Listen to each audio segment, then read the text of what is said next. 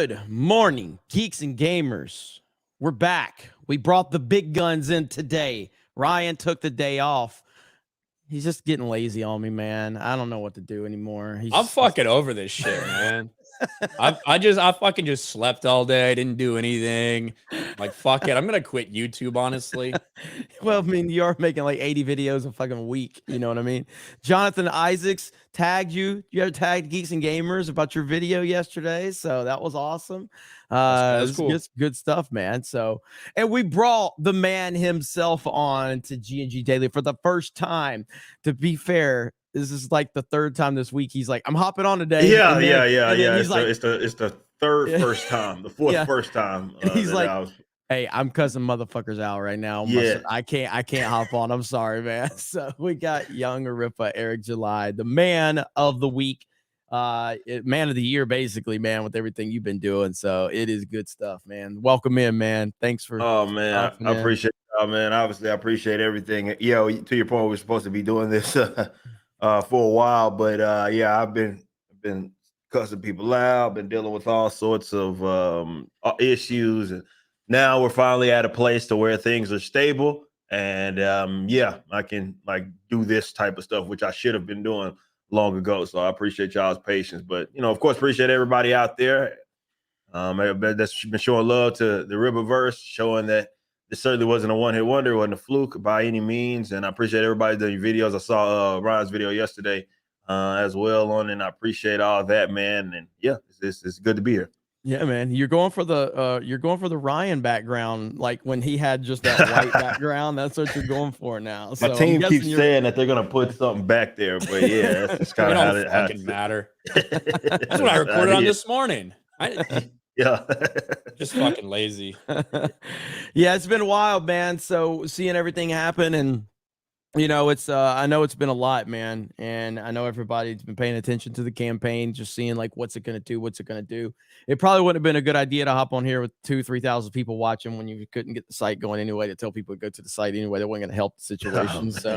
But hopefully it's the worst is behind you on that side, because I mean I'm sure you probably would have been. You're at what, like 1.2 now, 1.25? Yeah, we're closing in on 1.3. So yeah, we would have easily hit 1 million 24 hours. It would have been close. Like that would have been easy.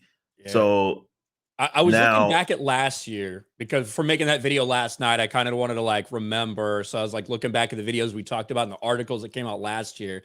And I think it hit 1.7 in 4 days last year. Hit $1 million in 30 hours. And then 1.7 after like 4 whole, like 96-hour period. That's crazy. So like it would have been ahead of that. I'm pretty certain it would have been ahead of that pace, which to me is like unbelievable.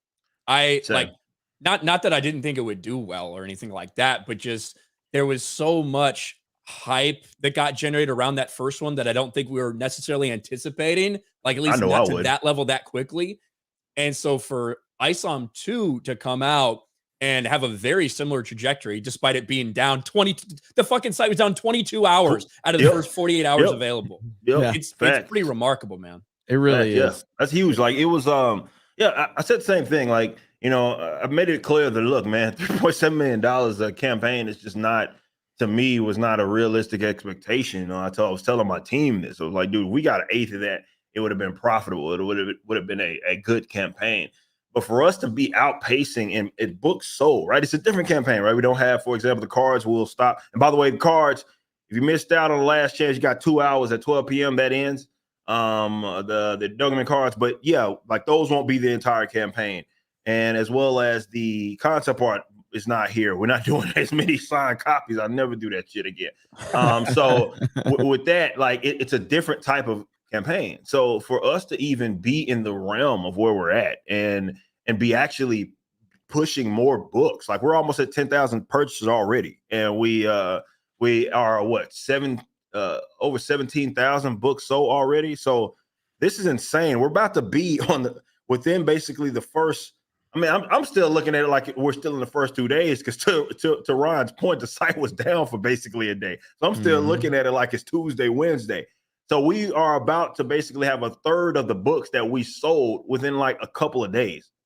time. Like that's insane. That's crazy. That is a trajectory that's better than the last. So what it does, it shows that it legitimizes us, but it also showed the returning customers were obviously happy with it. And then the guys that missed out on it are getting in. Like a lot of the big purchases came from that catch-up pack, right? Like people that didn't get number one are like, okay, I can get 1 and 2 now. So, it's been a great situation for us. I know I'm blessed to be in a situation, but the more I think about it is like, we got to get these guys more material because this is what they want. So like I said, it's grassroots, it's word of mouth. And I have to absolutely thank everybody that's talked about it, big, small, doesn't matter. Like that's where this comes from. So it's like it can't happen without it, and it's as organic of a movement as it is. So yeah, it's crazy, man. It's special, and it should inspire everybody out there to do your thing. I'll never forget having a phone call with you the night before your first Rip of Earth before the Isom launched, and as you were bringing y'all FNT and everything, and me and you were just talking about, like, man, if I could just hit this, I'll be good. And next day, within 24 hours, it was like, well, yeah, he got clearly, that. clearly hit that and a lot more. But it's good stuff, man. So congratulations. Insane. I appreciate that. I appreciate y'all so much. We got a great audience here today so far, and we might be joined by Chris Gore to talk about Indy 5. Is that right? Yeah, he got to see it last night. They did another like massive critic screening last night because they're desperate for some fucking good press for this movie. Apparently, I saw Chris did a live stream on Film Threat, and you won't get into spoilers or anything when we're here, but basically, if you've been hunting. If you've been hunting for it, it's already out there because that Reddit post that like detailed the entire plot was basically 100% real, 100% true. So Chris will pop on at some point to give us a little breakdown on that.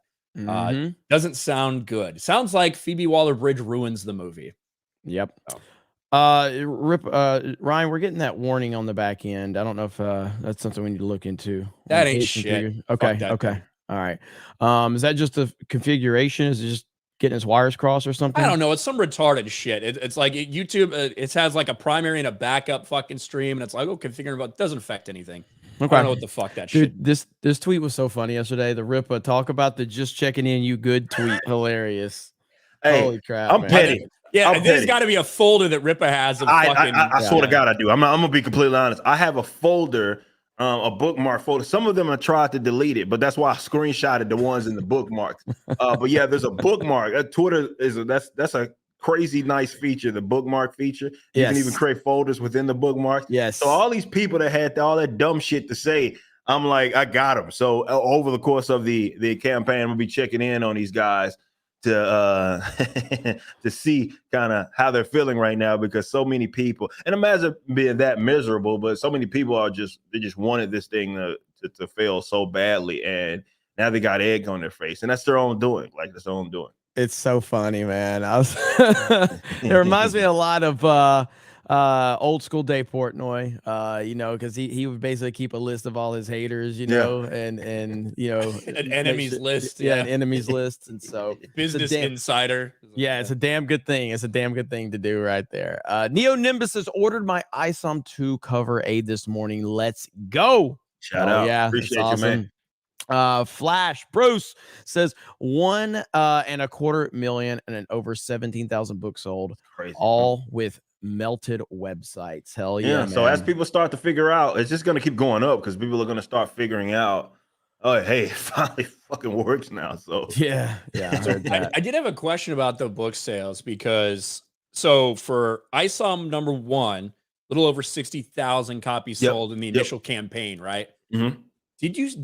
Wasn't there still a way to buy a separate cover of Isom 1 after that campaign ended as well? Yes. You had cover C. So yeah, we sold thousands of those obviously after the campaign, right? So that were just sitting in the store. I think we've almost sold, probably now more if you include the catch-up pack. I think we've sold of cover C in total. I know for a fact it passed cover B, which did 17,000. So it's like over 20,000, I think, that we've sold, including the campaign and post campaign for cover C.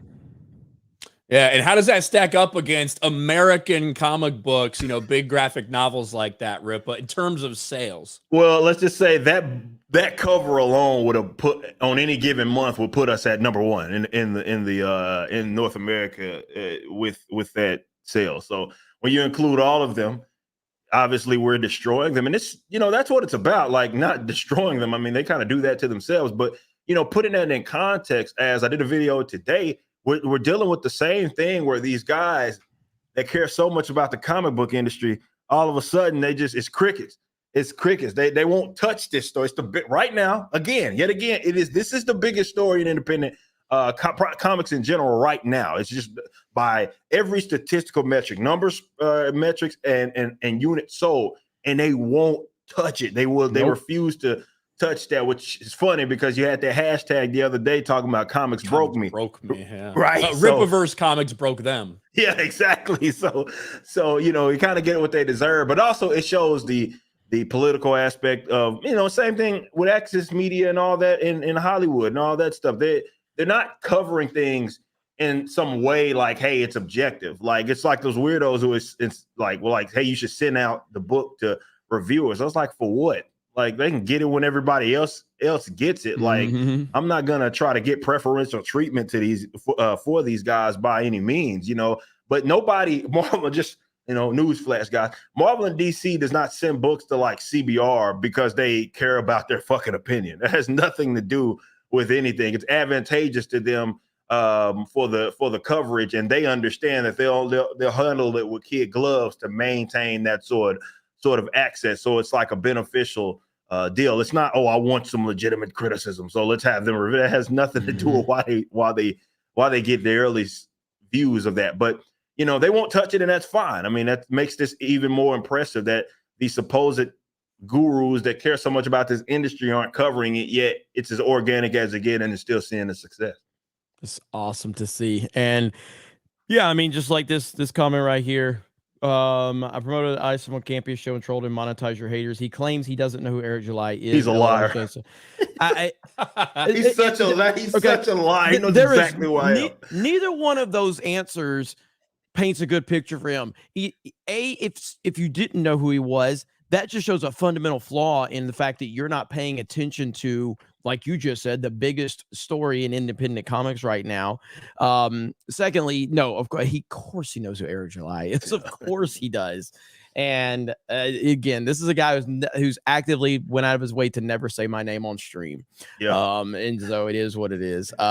Luis says, are the cards new to Isom #2, or are they the same as the original? It's a catch-up pack because for those that missed out, that's why I was only supposed to be available for 24 hours. But that ends in, like I said, an hour and some change, by an hour and 45 minutes. Those will be no more. The only place you can get them after that will be maybe showing up at a meetup, and that's about it. Or eBay. Yeah, somebody else reselling on eBay. Yep. Lord J becomes a new member. Thank you. I think people just get in beefs with Ripa so they can get famous. I guess it could be lucrative. Hey, yeah, go and start hating on Ripper right now, man. Make you some money. That's perfect time to really get our name fluctuating. Yeah, go ahead.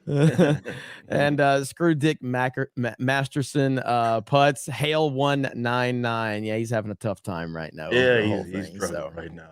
All right, we got some topics to get into. Ripper, how long you gonna hang? You hang as long as you want. I was supposed to be here a long time ago, so I'll hang here. I made it a point. I will hang here as long as I need. All good. We got 2,000 people up in here. Smash the melee button if you don't mind. We do have Eric July here, and soon we should have Chris Gore popping in to talk about Indy 5 a little bit later, so that'll be pretty interesting. He saw the movie last night. He's going to tell all of us about it, so stay tuned for that. All right, Ryan, what do we got on the menu for the day? Well, we got to talk about this upcoming weekend's release. Obviously, The Flash comes out this weekend. The box office numbers are not looking good for that, but it's, projected potential failures actually overshadowing an even worse flop right now, and that's Elemental. In this headline, The Flash targets 70 million. Pixar's Elemental aims for $35 million in underwhelming box office battle. And we've talked about it for a little while. There has been no real hype or anything for this movie that cost another $200 million for Disney to produce. And right now, Elemental is shaping up to be another Pixar flop. If it hits 35 million, that is basically the worst opening weekend in Pixar's entire fucking history. This is coming off the terrible performance from Strange World and Lightyear. This would be the worst. Do we know the budget? It just confirms that like Universal's destroying them in animation. Disney has lost the family-friendly animation king of the hill status. What was you saying, Rippa? What was the budget for Elemental? We know $200 million. Holy That's gonna hurt. crap! You remember this, Rippa? I know you remember this. Everybody remembers it. When Pixar used to come out with a film, gold. Yeah, it was, man, they couldn't miss. They were on top of it, man. Every movie they would come out with, you had trust in them, you had faith in them. They just had the families, they had the normies, they had everybody. Pixar was gold. I just think about, you know, how much I spent on our animation, and with 200 million, holy shit. Like hell, with a million, you know what I mean? Like I could have done I don't know what the runtime is on this, but we could have done something far more impressive than that. It's just I marvel at just how these guys are able to spend so much money on these projects, and in this case just really fail. Yeah, and remember what the excuse has been, right? The Disney's entire excuse for its failures of Lightyear and Strange World were, well, you know, over the pandemic, we trained our family audiences to watch on Disney Plus. That's why they're not showing up to the theater for family-friendly animated films. Then Super Mario Brothers makes $1.3 billion. Minions makes almost $1 billion. Even Spider-Man Across the Spider-Verse, which I don't think that's necessarily just a kid's movie. I think it's got a little more wide range of appeal probably. But even that's doing really good things in the box office, regardless of what you think about the movie or the character in general. Like, this is just a cope. This is a fucking lie. The reason, it's very specific to Disney why they're having these problems. And I think in large part, it's because when so much of your audience is based on family-friendly entertainment, and over the past several years, you get exposed as indoctrinating children, having a not-so-secret gay agenda, going to war with the state of Florida to fight for teachers' right to sexualize kindergartners. These are all things that turn families off, and as a result, families have gone other places for their entertainment. Yeah, this is bad. I mean, and so right now, this will be, so you had Strange World, which was Disney animation, lost a ton of money. You had Lightyear, which was a Pixar film that lost several hundred, was it 100 million that Lightyear lost? It thing lost so much more than that. Again, like that I think it was $200 million production budget for that movie. Globally, it made like $220 million. They lost more than 100 million there. Yeah, certainly. They're pretending, again, this whole thing of like, well, you know, we paid $60 million for the rights to put it on our own streaming service. You know, it's shit like that to try to make up, to say they only lost like 140 million on it. But it's a disaster. And as we talked about this yesterday here on Geeks Gamers Daily, so we had Jay Drunk 3PO on. We talked about the Disney parks and how they're even seeing numbers diminish now. That's something I'm not sure I thought I would ever see. I didn't think that I would see the Disney park, especially Orlando, struggling. Now, again, they're still high and they're still number one, but they're not number one by the massive amount they used to be. And Universal has really cut into that market share. So it is affecting Disney in every aspect, because it was all like this system where they would make these iconic films. People would love them. People would go see them over and over again. Then they would build attractions at the theme parks, and people would want to go see, oh, I saw this movie in the theme park, I got to go see the attraction. Oh, they have merchandise. Oh, they have the character meet and greet. Who the fuck's going to go see an Elemental, theme park ride or something? They can't build it. They don't have the money to build the ride, and they don't have the interest to justify the building of it. They can't continue to survive if they move in this direction. And it's kind of what, like, Rippa's been talking about this for a while. They ain't too big to fail. No, not even close. And I agree with you on the park aspect, and I've been keeping tabs on that, obviously, through Jay and everybody that talks about this stuff extensively, because I've been most intrigued by that, because I know that that's the one way they can afford the losses. International as well as the parks is where they make a lot of money. So we knew that in the event that there was, even just considering how much money that they're losing these days, even if it's like just slightly, diminishing in terms of them not doing as well as what they initially anticipated for their parks, that can be catastrophic for their business, because really effectively it's subsidizing so many aspects of their company at large. So, you know, it's not about them just falling completely off, but they will start to scale it back, which of course you've seen a little bit of that with like layoffs and certain projects where they're writing off. You've seen them try to somehow make up money in other aspects. But I'm more intrigued. I want to see at what point do they get back into like the licensing game, where they're like with some of those properties, particularly the Marvel ones, if they're going to be like, all right, it's just not worth it. And also I'm interested to see how they're like the publishing wing, because I doubt Bob Iger is looking and seeing it. He knows what the hell's going on way down there at the books that are being published, right? He probably has no idea. It's probably not a blip. I mean, they spend a lot of money on it, but it's not, comparatively speaking to how much money they spend on everything else, it's nothing close.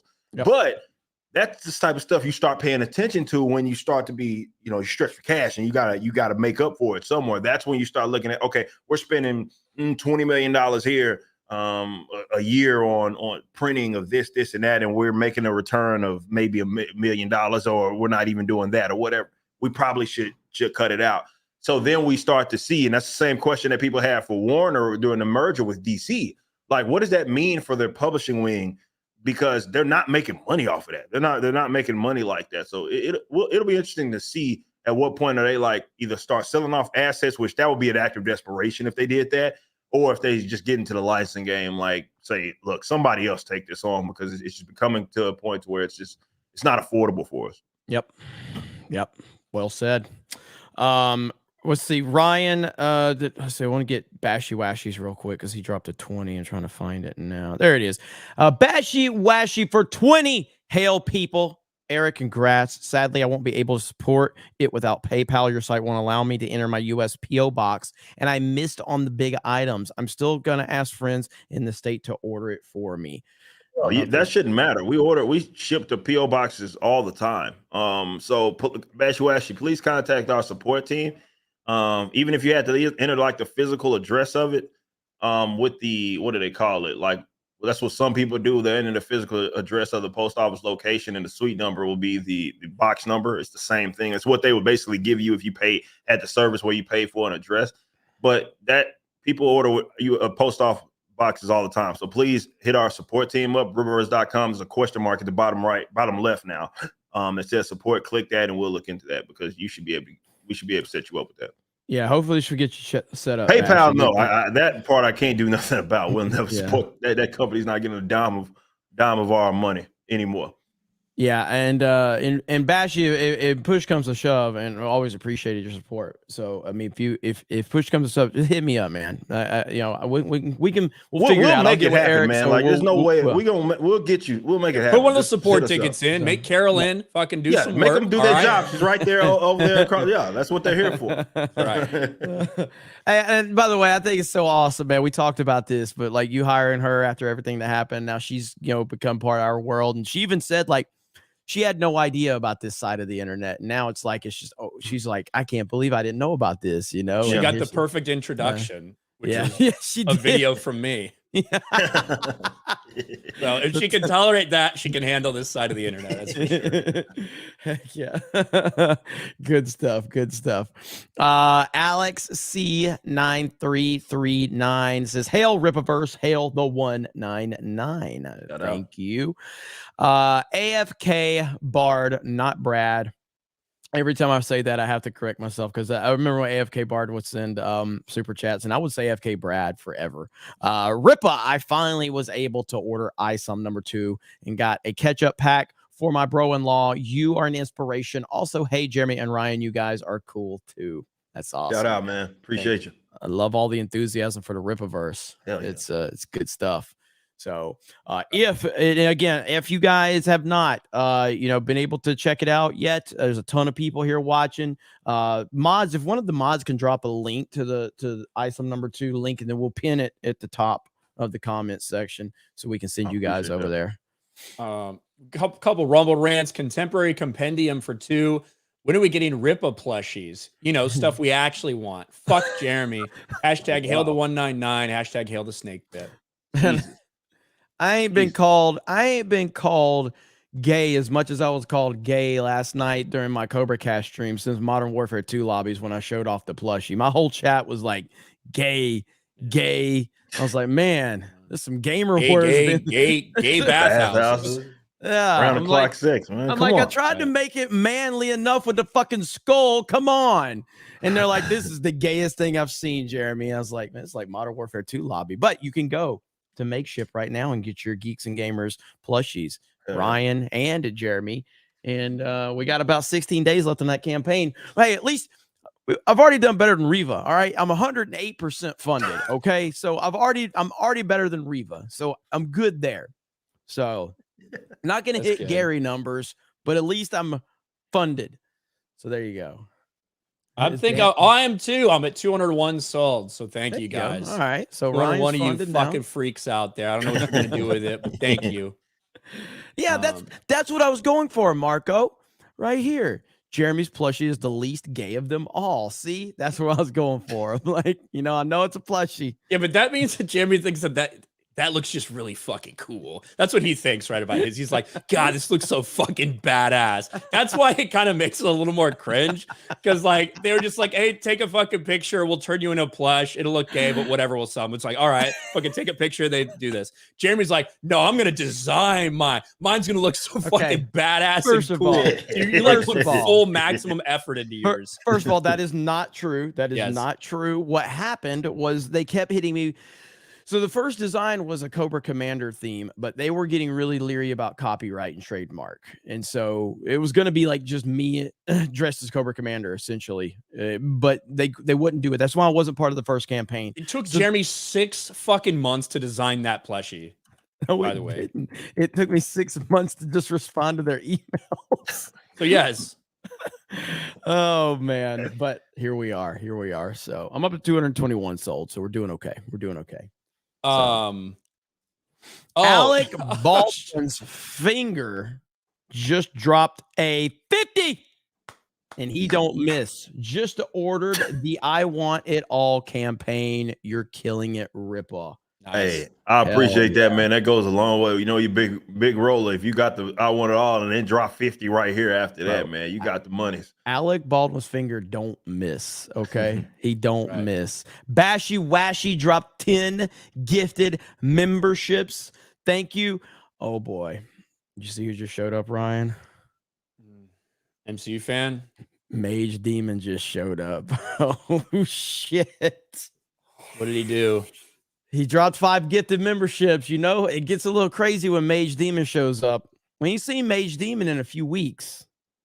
Last time Mage Demon was here, we got 1,200 gifted memberships on a stream. That's true. 1,200 gifted memberships on one stream. You do the math. That's nuts. Oh boy. All right, let's get some of these earlier ones too. I think you got Kenneth LaRoque, member for 5 months, says hi. Real Sean Mack, member for a month, says hail Ripa. And he gifted 5 memberships earlier. Thank you very much, Real Sean Mack. Slappy McSlapster. Ryan, have you ever seen the YouTube video called Tokyo Breakfast? Seems right up your alley. I don't think so. But Mage, I'm wondering about that one. But seems right up your alley. Yeah. Mage Demon with 20 more gifted memberships. Oh boy. But I do have to, we need to interrupt something. All rise for the Honorable Chris Gore. You're not supposed to stand. What are you doing? For the Honorable Chris I'm sitting down. First of all, Mr. Ripa, thank you for your attendance today. But I'm here very quickly to I want to thank Mr. Kinnell for his courage and bravery, not just for serving our country, but for appearing on Critics Court. It takes a lot of courage and bravery to do that. Mr. Griggs, Jeremy, I have here a subpoena to compel you to appear on Critics Court. I am, to be clear, I am rejecting this subpoena. I am rejecting it. I will not compel you to appear in court. I believe to show your courage to appear on Critics Court, you should appear of your own accord. I That's think well that you should. played. That's well played, I Judge. think you should. I think maybe the audience should decide. Do you want to see Jeremy on Critics Court? Oh man, Because audience, you guys know how it is around here. I kind of listen to the audience in these parts. I think Chris specifically waited, or Judge Gore specifically waited for nearly 3,000 people here before he decided to pop in and sway the audience a little bit. It's almost like he's been doing this a little while. He kind of knows how the game is played. Well played. I think that I have been watching your show, the Geeks and Gamers show, for many years. I know you happen to be very passionate when it comes to Star Wars. I have no doubt that you would make an excellent attorney, possibly blowing away Mr. Kinnell's performance. There's no way I'm beating Ryan's Kennel. No, Ryan's performance was pretty damn good. Don't put that evil on me. All right. Don't put that evil on me. Ryan was really good. Ryan knows far more about Star Wars than me. But with that said, Judge, it would be an honor, your honor, to appear in court. I'll get with you. My schedule is crazy, but for you, the legend Chris Gore, who's now turned Judge Gore, we can make it happen. Maybe next week. We'll see. Legal Mindset is going to be here. Fuck him. No, fuck him. He's a real attorney. All right, I'm going to lose this. I'm sorry. Give me a minute to change. I'll be right back. All right. Shout out to Legal Mindset, who just had 100,000 subscribers over on his channel as well. We love Andrew. He's great. So that's right. He found the secret to YouTube. Oh, this topic did well for me. Let me make fucking 100 videos on it. That's what I've been doing with Call of Duty. By the way, Call of Duty continuing to get ratioed to hell, and I'm on standby for their next tweet. So I'm on standby. It's been 18 yeses hours right now, Jeremy. We already agreed, but the yeses are at 92%. 92%. That's almost as many yeses as we got for wanting me to spoil the Flash yesterday. Yeah, well, at least you asked people about it. Yeah. Before you did it. But over on Rumble, Clear Sight for $1 says, Eric, you have a decent beard. What do you think about Jeremy's beard? Sorry. Hey, that's very nice of you. Hey, Beardo himself complimented it. Okay, just saying, and he wasn't being nice. Shocking that your employee fucking said it was nice. Lord of the Eerie for $1. Why is Dig Masterson such a bitch made F slur? Thank you for that Rumble rant. Does Rumble let them say it out? Yes. This one has a 0 in it, but okay. Mage Demon. Listen, I don't know what's about to happen here because Mage Demon's the type. When Mage Demon shows up to a Geeks Gamers chat, everybody knows it's going to be a party. For 50, this one's for you, Ryan. Ryan, look out! There's one right under you. Just kidding, Rip. You're a fucking legend. I'm stoked for success and even more to see the jealousy of the lazy comic / business owners. You got this. Appreciate you, man. Thank you. Mage Demon. He's already dropping a ton of gifted memberships. He's dropping 50s. Let's get the party started. So Steph said 89 new members before we have you guys wanted another emoji. So we needed 89 new members is what she said. So just let you know about that. All right. So we do have Chris here. Chris, you got to see a certain film last night. Yeah. So we're going to try to not get into spoilers. But yes, Chris, we do want to know your opinion on this thing. And if the leaks were real. The leaks are real. I won't actually say out loud what the spoilers are, but if you've read them, they are accurate and worse than you think.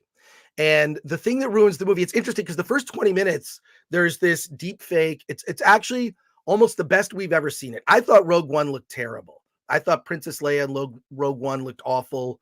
I thought Grand Moff Tarkin did not look good. It just was like, it wasn't there yet.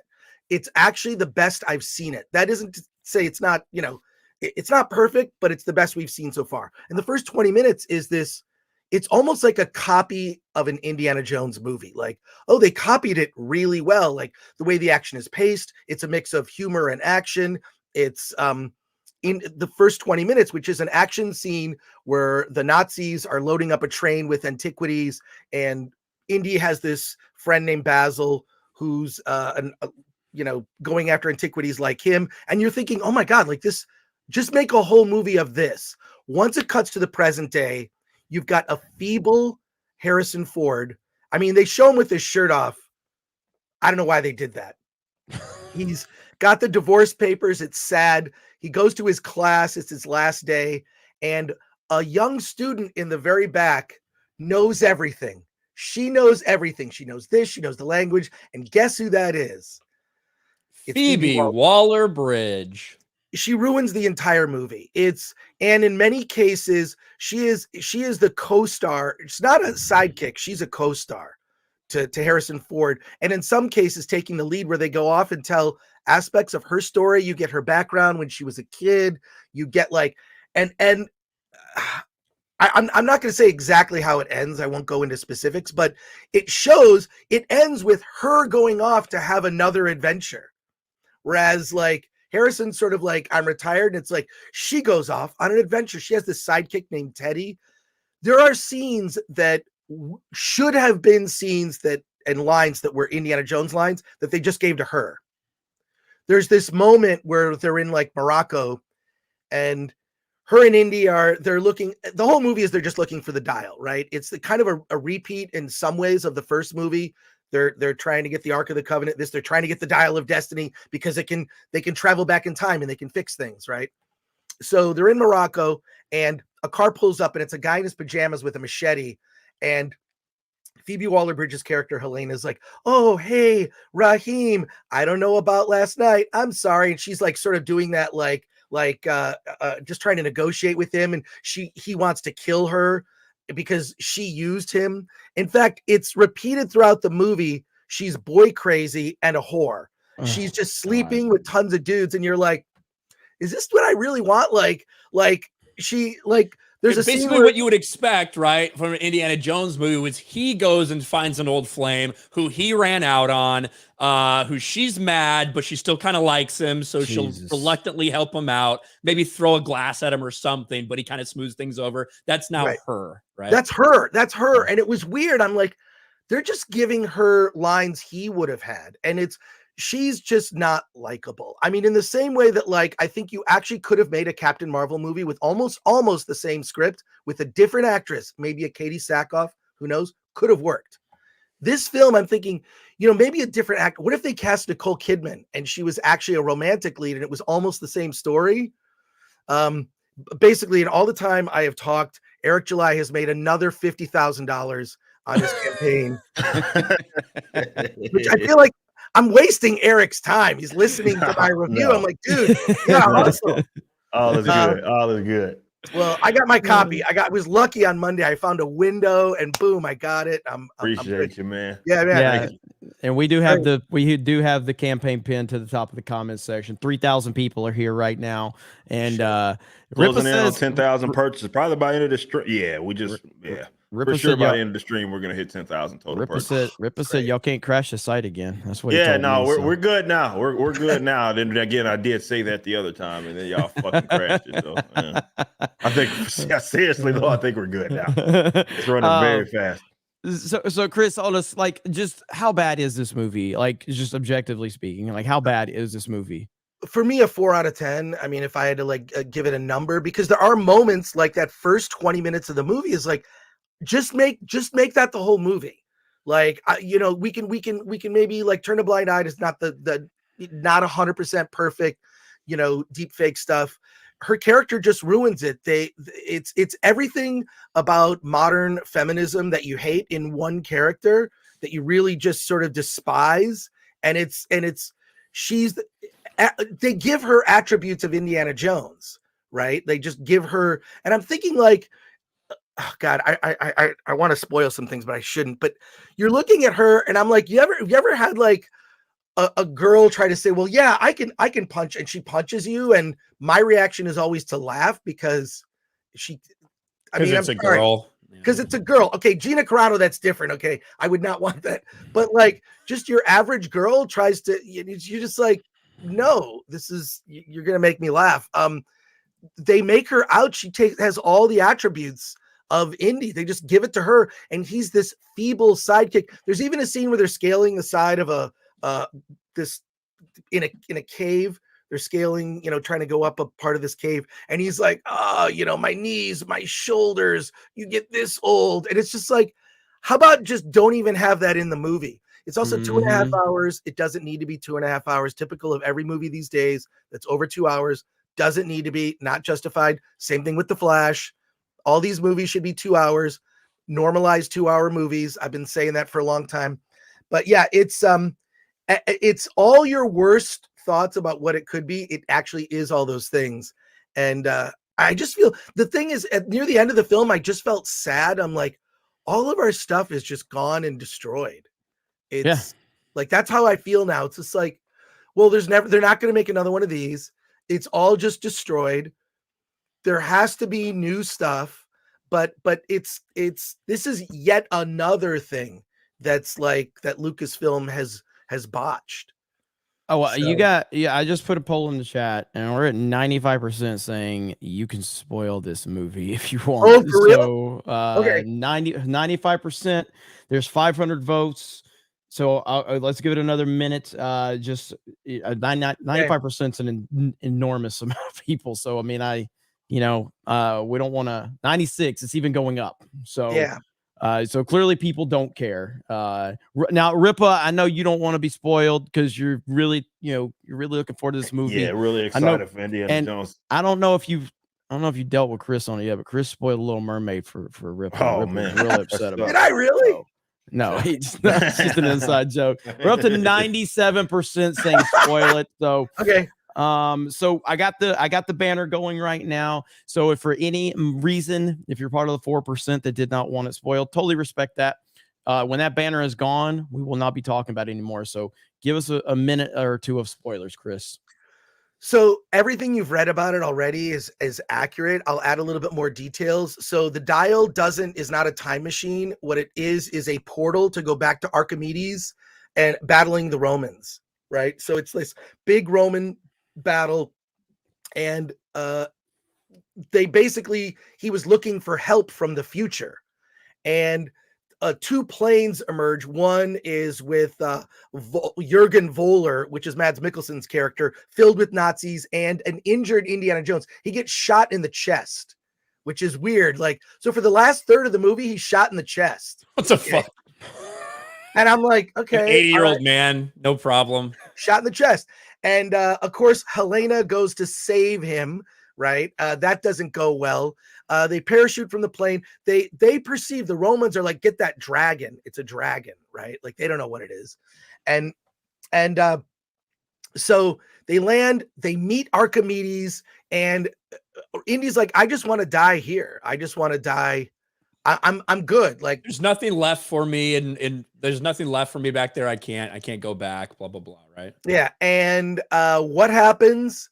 Helena punches him in the face, cut to black. He wakes up in his bed in his apartment in New York City, and he's got, he's all bandaged up. And it's, I don't know, it's so weird because it kind of felt like the ending of Wizard of Oz with Dorothy just waking up, right? Everything's okay.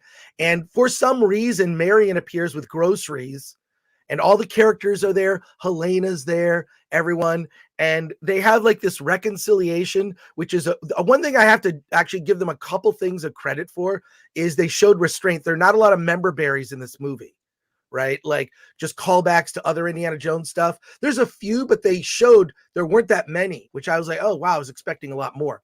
And they kind of do a repeat of that scene on the ship. Remember that scene on the ship with, Karen Allen's character, and he's all injured. And it's like, where does it not hurt? And he says, here. They kind of replay that scene. And it's actually one of the best scenes of the movie. They have like this romantic moment, right? And they kind of reconcile, but it's not explained like why suddenly she had a change of heart. Like, none of that's explained. And then Waller-Bridge did it. Yeah, exactly. And then you see Phoebe Waller-Bridge, and she's off on another adventure with Teddy. And she just sort of takes off through the streets of New York City. And Indy, they sort of close up, iris in on Indy's hat, and he grabs his hat. Like, Indy will kind of like, I'm not done maybe after all. Who knows? God. But it's just, it's so unsatisfying, and I don't think they understood how unlikable she is. Everything, she's just entitled, annoying. She's, in a way, she's sort of like Han Solo in the first Star Wars. They tried to make her that, like, I only care about the money.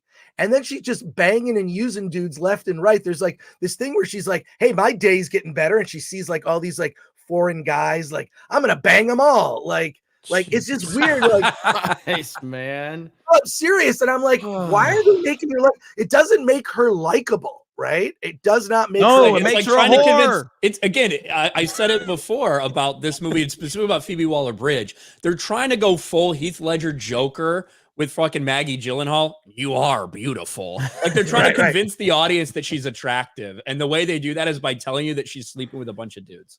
Well, someone in my chat yesterday said she is an English 8. So I don't know what that says about the English.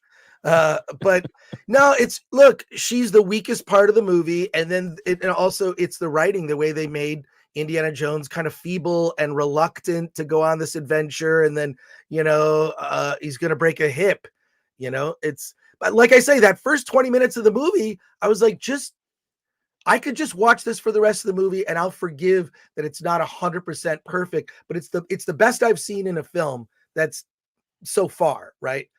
You having used that kind of effect. That's why it cost $300 million fucking dollars.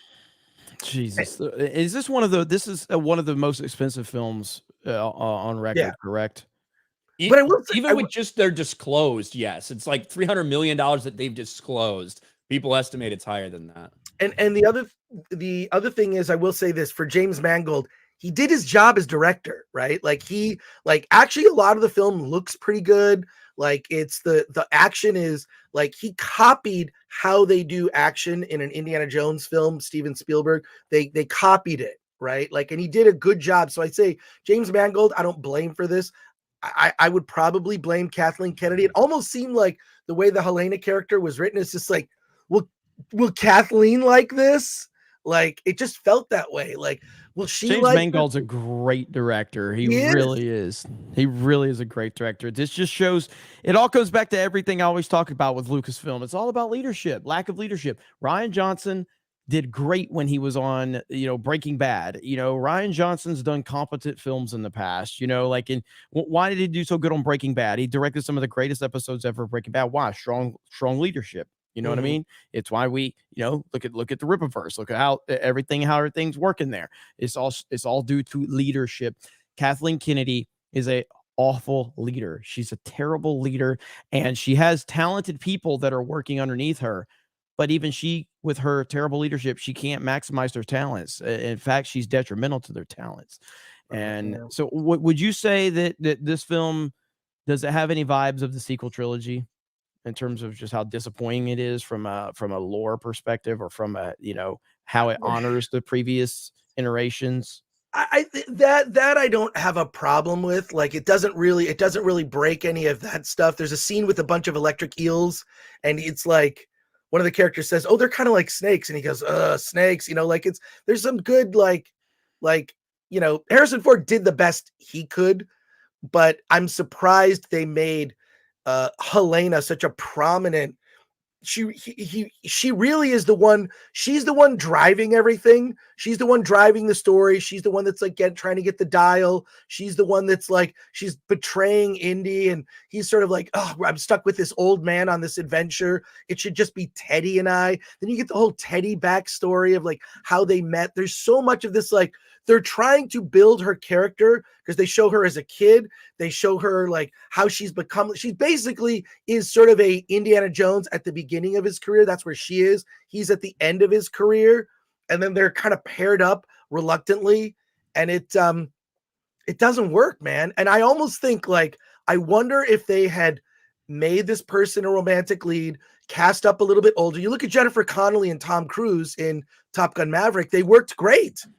That dynamic worked great. It was romantic. It was a small thread in the movie that worked. This they should have cast like a Nicole Kidman or Kate Winslet, someone older who could have matched with Indy. Maybe he doesn't bang her, but could, because he's still in love with Marion. Who knows, right? Like, but my God, is Phoebe Waller-Bridge she's unlikable just, I think, as an actress. I mean, what movie has she been in that was a big box office draw? Zero. She Nothing. did Fleabag. Nothing. And she played a sex robot in Solo. So, she was part of making James Bond for the Me Too era. Right. In Daniel Craig's final outing. I just don't think that there's. I just don't know. I don't know. What were they thinking? And it's, of course, this is what they were thinking. It's everything you expect. You will not be surprised by anything in the film. But the first 20 minutes you can look at and go, wow, they captured kind of old school Indy Jones. Like they did that first 20 minutes. I'm like, damn. And then it cuts to the present day and it all goes to hell. I got to address this one. He didn't direct. He directed. He didn't write. Jeremy doesn't understand anything about the film industry. Do you know who makes the decision to allow Rian Johnson to write Star Wars? Kathleen fucking Kennedy. Yeah. Bad leadership. Maybe she should get a fucking plan. So yeah, I kind of do understand it. Do you know who makes the decision that Rian Johnson doesn't write the episode of Breaking Bad? Vince Gilligan. Good leadership. So yes, I do understand what the fuck I'm talking about. Maybe you need to get educated a little bit, but it's bad leadership and good leadership. And thank you for being a member. Thank you for being a member, but don't fucking come in here and say some bullshit, because I'll still come back at you. Don't say I don't fucking understand something when I'm clearly making the point that bad leadership is why Rian Johnson was maximized to his talents, and good leadership is why he was maximized to his talents. There you go. It all comes back to leadership.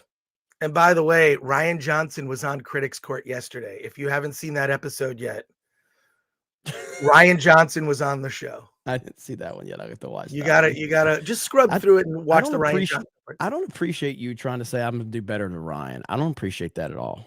Well, Kendall crushed it. Look. So look. Okay, you got to give yourself more credit. I have seen some epic battles involving you, whether it's pineapple on pizza, whether it's the binge model. Like I have seen you debate. When you debate and you care about something, I'm like, whoa, get out of this guy's way. So yeah, I love that energy. I love that energy. It'll be fun. Look, I don't want to ruin your show too much, and I know you got Ripa on, and he's made another 10 grand in the last like 5 minutes. So, dude, I really, Eric, I hope it blows past the first campaign. Appreciate and all you, the haters can F themselves. You're really building something, especially with the spinoff comics, and it's exciting. I'm actually, I don't know if I should say this, but I'm supposed to talk to members of your team later this afternoon about maybe coming to San Diego Comic-Con. Oh yes, that is happening. You are talking to members of the team. Yes. Yeah. So I hope to make that happen. I hope I'm not spoiling anything. I know Gary's coming out. Ryan might come out to Comic-Con. I don't know. You were like, when we talked about it last week, you're like, Gary said you're coming out to San Diego. I'm like, what the fuck? I had no plans coming out to San Diego Comic-Con. I think he's getting an Airbnb and he's just hoping like, hey, everybody come out. Like, I don't know. Like he's got press passes. I don't know. I'm sure I can hook people up, but yeah. This is the man. I'll continue to say this to the end of my time here on YouTube, which might be shorter than I imagine if I keep talking about Trump on my personal channel. But I'll never forget when me and Gary, I found out Chris Gore watched this. I was like, Chris Gore knows who I am? Are you kidding me? It's still crazy to me. So it's good. From back in the day. Yeah, man, it's wild. Still unbelievable. I used to watch Chris Gore all the time, and now here he is on our channel, spoiling movies. So you gotta love it. Sorry. Well, Chris, you can stay as long as you want, man. If you need to bounce, that's fine. We got a huge audience here. So if you want to tell them where they can find you, for sure. My channel is Film Threat. You can see it on the shirt. Go to Film Threat. Please subscribe. We're trying to get to 169,000 subscribers, and I don't care. 169. And then Critics Court is every Wednesday. Maybe you'll see Jeremy next week. Who knows? Mr. Kinnell has appeared on the show. It's a courtroom drama show. We're putting Lucasfilm and Disney on trial for the murder of the Star Wars franchise. I hope you check it out. And then we do our Film Threat live cast at 9 a.m. Pacific time on Fridays. Mainly, I started doing that because I don't want to miss FNT. Like, I'm trying to schedule my shows so I don't miss other shows that I watch. And I'm like, well, I can't miss FNT. That's the show I can't ever miss. Heck yeah. So Heck I yeah. love that show. He always watches. Hell yeah. I discovered so many great people from that show. I knew Ripa before, but like just so many great YouTubers. It's really just a great environment. It's how I talk like all the time. You just bust each other's balls. Yep. And you can have different opinions and nobody cares. Yes. Nobody cares. That's how real life is, man. You just talk shit, you have fun, you have opinions, you argue, you yell, you make fun of each other, and you move on with yourself. That's just all you do. You know, it's not that serious. It's not that serious. And that's what we got to get back to. Normalize making fun of each other. Nobody should, whenever you have a segment of people that can't be made fun of, they're just going to get made fun of even more. Exactly. That's just how it works. You know, don't put protective bubbles around people, because all you're doing is putting a target on them to get made fun of even more. Everybody should be able to be made fun of and laughed at and roasted. And that's the proper world right there. Make Modern Warfare 2 lobbies great again. That's it right there. So love it. All right. Well, I'm going to take off, but thanks for having me on. I just wanted to shame you into potentially being on Critics Court. It worked. And then also just tell you about Indy 5, because here's my theory, something to watch. One last thought. Watch that Rotten Tomatoes score, because I saw Christian Harloff came out. He said he really liked it. You're getting the local media. The fucking low tier critics, right? The ones that don't go to the Cannes Film Festival. The people like Chris Gore that end up getting tickets to it, right? Well, yeah, I don't know how I'm still on Disney's list. Like why do you keep inviting me to shit? And I just got the first 2 episodes of Secret Wars. I'm going to be talking about it on tomorrow's Film Threat show at 9 a.m. So, which, you know, you can kind of watch you guys and then turn on Film Threat. But yeah, I that's my theory, is because they're screening it 2 weeks before it opens. That doesn't happen for general media, which means they're going to get a bump in that score, and you're going to see that critic score go up. Well, they had the open bar there, right, Chris? They did. What's so funny? They never do. How did you know they had an open? Like, I watched your fucking stream, dumb fuck. Oh, okay, cool. I didn't know that. Okay, I didn't know. Okay. They never do that. Like, why do they have an open bar? Like, oh, they want to, because I've gone to screenings on the Disney lot. It's not a big deal, but they never have like, look, we've got a food spread. We've got an open bar. Get you schlossed up. You know, they have popcorn. Like it felt weird. Like I haven't seen them do that like ever. So kind of strange. All right. Well, thanks for watching my show then, Ryan. Of course, man. Of course. Cool. Sometimes I don't comment because I'm just chilling. Yeah, well, it's fun to comment because I'll bust your balls. It's great. He doesn't want to bring a lot of that toxicity to your chat. So. Yeah, there you go. Yeah, there you go. He really does think about he really does think about the people. You know, he's a good guy. So doesn't want you to get accused of being a racist. Only once a week he tries to put that on people. And I'm looking forward to that RK Beauty channel, because I gave you that the face mask, black face mask. Yeah, it'll be great. It'll be great. It's RK Beauty. That'll be my last video on YouTube. Did you give Jeremy that hat? I got that for him. It's still in my bag. The MAGA hat. The make MAGA movies hat. great again. Make movies great again. Yes. But it's yeah. Anyways. There we go. Hell yeah, man. It's good All stuff. Right. Hey, Chris, always a pleasure. Go subscribe to Film Threat. Chris is awesome. Yeah. Appreciate you, buddy. Thanks for hopping on, man. Appreciate you, bro. Thank you. And get Isom too. Yes. Yes. Yeah. All right. Take care, everybody. Take it easy. Yeah. Easy. Well, we do. We have 3,500 people here. Damn. Really quick. Ripa, tell them about Isom number 2 if they don't know. If you don't know, Isom, so you can get a catch-up pack, but just to kind of get you caught up to speed, you know, Isom, aka Avery Sealman, or Avery Sealman, also known as Isom, former hero. And there is a series of events that take place in Isom 1 that has him reconsidering if he's going to put his suit back on. So you learn about some of the characters around him. You learn about why exactly he is going down this sort of journey of rather self-reflection. However, the big thing that is going to be revealed in Isom number 2 is why he quit in the first place. So imagine me not just giving everything out in the first issue, but in issue number 2 of a 3-part arc, you learn a little more about that whole deal. So Isom 2, that's the setup. We have some great artists on all the cover work, great artists on the merchandise, all that stuff. If you go over to ripaverse.com, you can learn some more. Also get the short story synopsis and all that, but also get in on the campaign. And I have to reiterate that, yes, you can get Isom #1 if you want it. Still, we will never stop selling those cover Cs if that's something that you want. So no matter when you get in, if you want to get caught up, we have that available for you. That's certainly built into our business model. But like I've said before, look, I appreciate the support. Hitting $1 million as quick as we did it, and continuing to really shatter our expectation for a second book. It really, I mean, when you talk about issue 2s, they're not supposed to really do stuff like this. So for issue one, there's Carolyn in the chat. For issue number 2 to do what it's doing, it's really speaking to the fact that we're getting more fans because of you guys, word of mouth and all that. We're getting more fans, but also a lot of returning customers, which means you guys are satisfied with your purchase. So that's what it's about. Hell yeah, man. Hell yeah. Alec Baldwin Springer says Ripple looks like he's in Ryan's insane asylum. With that, maybe he is. So we got to catch up on a few super chats. Thank you guys for being here. Ryan, all you. All right. I did want to say too, I saw you say the other day, because somebody asked, hey, does Isom have a fade or a fro? And you were like, well, hey, spoiler alert, maybe one's when he's younger, one's when he's older. So that's made me think of Kobe. That's all it made me think of. Yeah, sick. Yeah. Yep. There's we try to we leave little nuggets like that. We try not to hold everybody's hand, but we leave little nuggets. I think the animation kind of brings that into perspective. And that was a really cool thing to see that brought to life, where you see kind of the differentiation and all that stuff. So yeah. God's drunkest driver, member for a month, says, nice to hear this Isom #1 thing is finally getting out.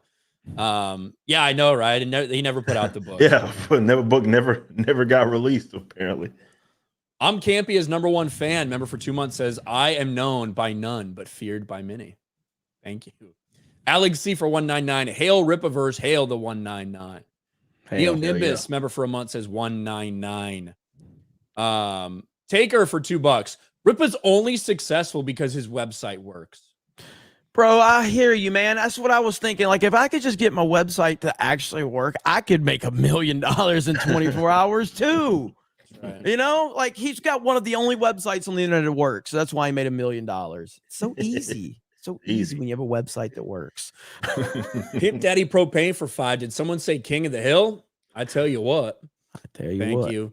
Bethesda's Lore Master for 5. Got a second 3-pack for a family member. We'll be back when the short box is in to get all the merch. Oh, yeah. Thank you, Ripper, for making me excited for Comics In. I'm excited. I'm going to have to make another fucking purchase, I guess, when we hit 1.5. Yeah, so for those that don't know, one of our benchmarks, big benchmarks, is at 1.5 million. We're going to get everything prepared for our short box. Actually, the art's being prepared. The physical box, we already got designed. That's ready to go.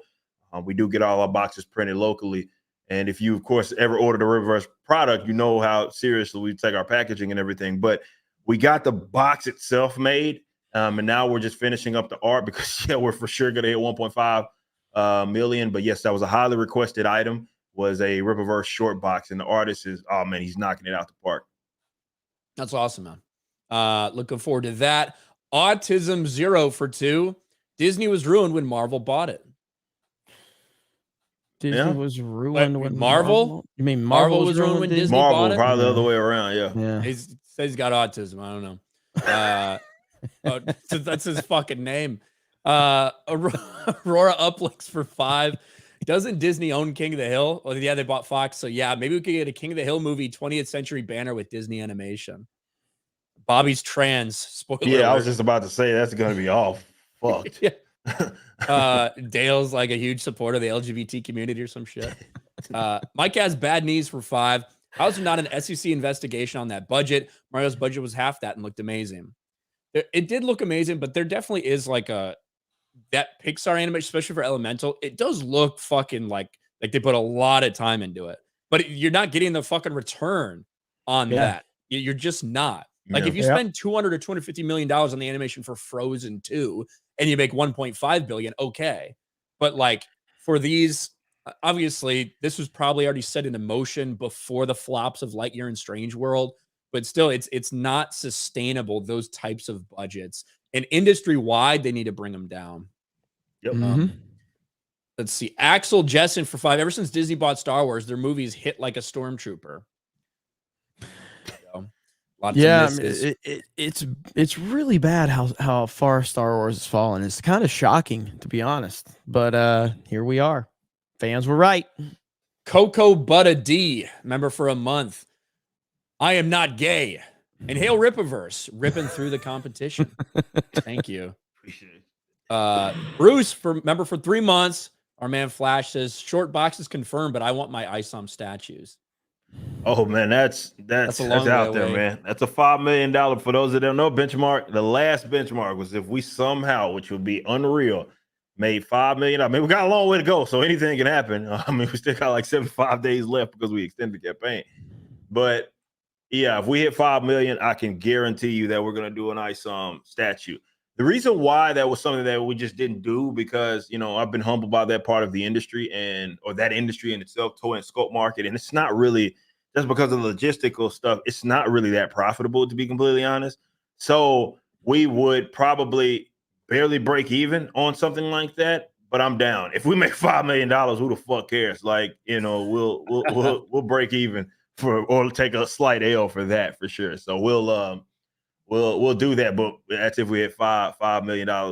It's funny, we've had some, I won't say with who, but let's just say we've had conversations. There have been let's just say there's some people that, if you know the comic book industry, there's some people or a person that has been very dominant in the sculpt and toy market that we have had conversations with regarding their team, and maybe something comes of that and we actually just make it happen. Well, I don't know who that is, but we'll we talking like see. high end, or ones that you can find pretty often a lot of places? They're pretty high end. They're pretty high end. So let's just to say that we'd already got the beginning conversations actually going out of Isom 1. So yeah, we'll see. But yeah, we have to hit $5 million for me to justify that expense for sure. Chef Nick Nero for 10. Rip, I got 2 copies. Last time I bought more, but this time I'm unemployed. Don't worry about it, buddy. 199. Last time I bought it all. Glad to see your success, brother. Hey, appreciate that, homie. Thank you. Yeah, this is we actually do have a picture of what's going on with the Ripiverse team right here. So right here, so Ripiverse good, art department having a good old time. Ripiverse Chilling, tech and community department putting out fires. There's Eric just face palming, so you got good stuff. The server hamsters, awesome, man. Yeah, that's so accurate, man. Ecor did such a good job. That's a good such a good job on that. That's awesome. Groovy Lava Squirrel Medic for 5. They can change the failed Star Cruiser Hotel into a failing elemental experience. It's what the people want, right? I don't think they can use it, because if they're going to take it as a tax write-off, they can't repurpose it. So right. Maybe they use it as a fucking storage area. I don't know. Does anybody want to feel old? If I saw it, you got to see it. Batman Begins released on this day 18 years ago. Holy shit. Was it really that long ago? 18 years ago. Because it was what, 2005 or some shit? God. Yeah, that makes sense. Why does that not fit? Well, I was in fucking high school. Why do I feel like it was?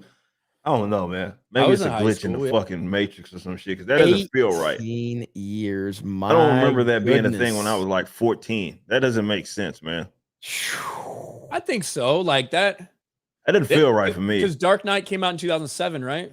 2008. 2008. Yeah, I was in college when that happened. So, wow, jeez, that's crazy. That is crazy to think about. I don't like those. Geeks and Gamers count does that a lot of times too. Don't remind me how old I am. God, that hurts. I think Born Identity came out like 21 years ago or so. They posted that. Like I saw that.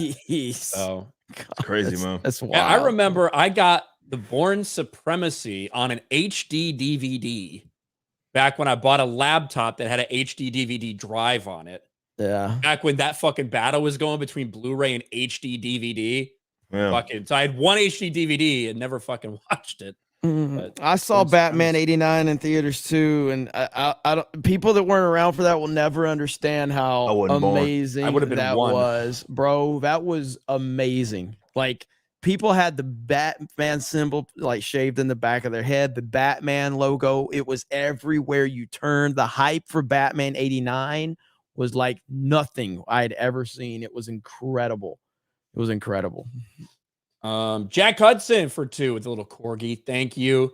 Trucker Mark for 2. Mr. Eric July, I ordered your second comic book. Hey, I appreciate you, brother. Go. For the Emperor for 5. I just got cover A and a signed and cover. Hold on. I just got a cover A and a signed and grade cover A. Nice. Thank you for the Emperor. That's appreciate awesome. you, homie. Hoot and Holler for 10. Hail 199. Hey, Ripa, out at Island University today. I heard your 100-meter record is as fake as your warehouse and van. 0.16 seconds between you and second. Cheers to your hard work, continued success. Appreciate that. Yes, I do have the record still over there. It's crazy how long ago that was. I broke that. Yeah, it's been, I think, 12 years. That's a long time. Yeah, 12 years. I think this is the number that record has still been there. So yeah, it's crazy. You know that like all the women's sprinting records, like 100, 200, 400, they were all set in like the 80s. Yeah, and like no one's like, even come close to them. No, they had to be fucking juicing. FloJo, and if you see FloJo, she was fucking ripped, man. FloJo was you probably, for you guys that don't know the name, she was the runner that used to, the nails were her thing. And man, she was a fucking like animal. And her one, so to put this in perspective, my 100-meter record is a 10-4, right? She ran like a 10-4-9 or a 10-4-8, something like that. So she ran a 10-4 as a woman. Nobody's coming fucking close to that. Yeah, like, 10-4-9. Yeah, 10-4-9. Like the so fucking 80s or something. Yeah, she ran 10-4 as a woman. That is one to me of all of the track and field records. That one's probably untouchable, like for sure. Like there's nobody's even got anything close to that. And you know, like a tenth of a second in 100 is an eternity, right? You know what I mean? Like there is nobody that's come even close to that. So that's those records, those women's sprint records, a lot of them are not getting touched, man. I think she's juicing, to be honest, because she was cut, man. I mean, to be fair, track and field athletes are built like that, but she was like kind of like she had like the perfect fucking physique to be for 40 fucking years. Because it's not just her. All these records they were set in the fucking 80s, right? 100-meter, Florence Griffith Joyner. 200 meters, Florence Griffith Joyner, both at 88. Too. 400. What was that 200 time? You got it? 21:34. What the fuck? She beat me. She beat me. That might woman be in the world is faster than you. That might be. That's right what I ran, to be fair. Which again holds up because she wasn't that far behind me in the 10-4 with the 100. Like that, yeah, that's not getting touched.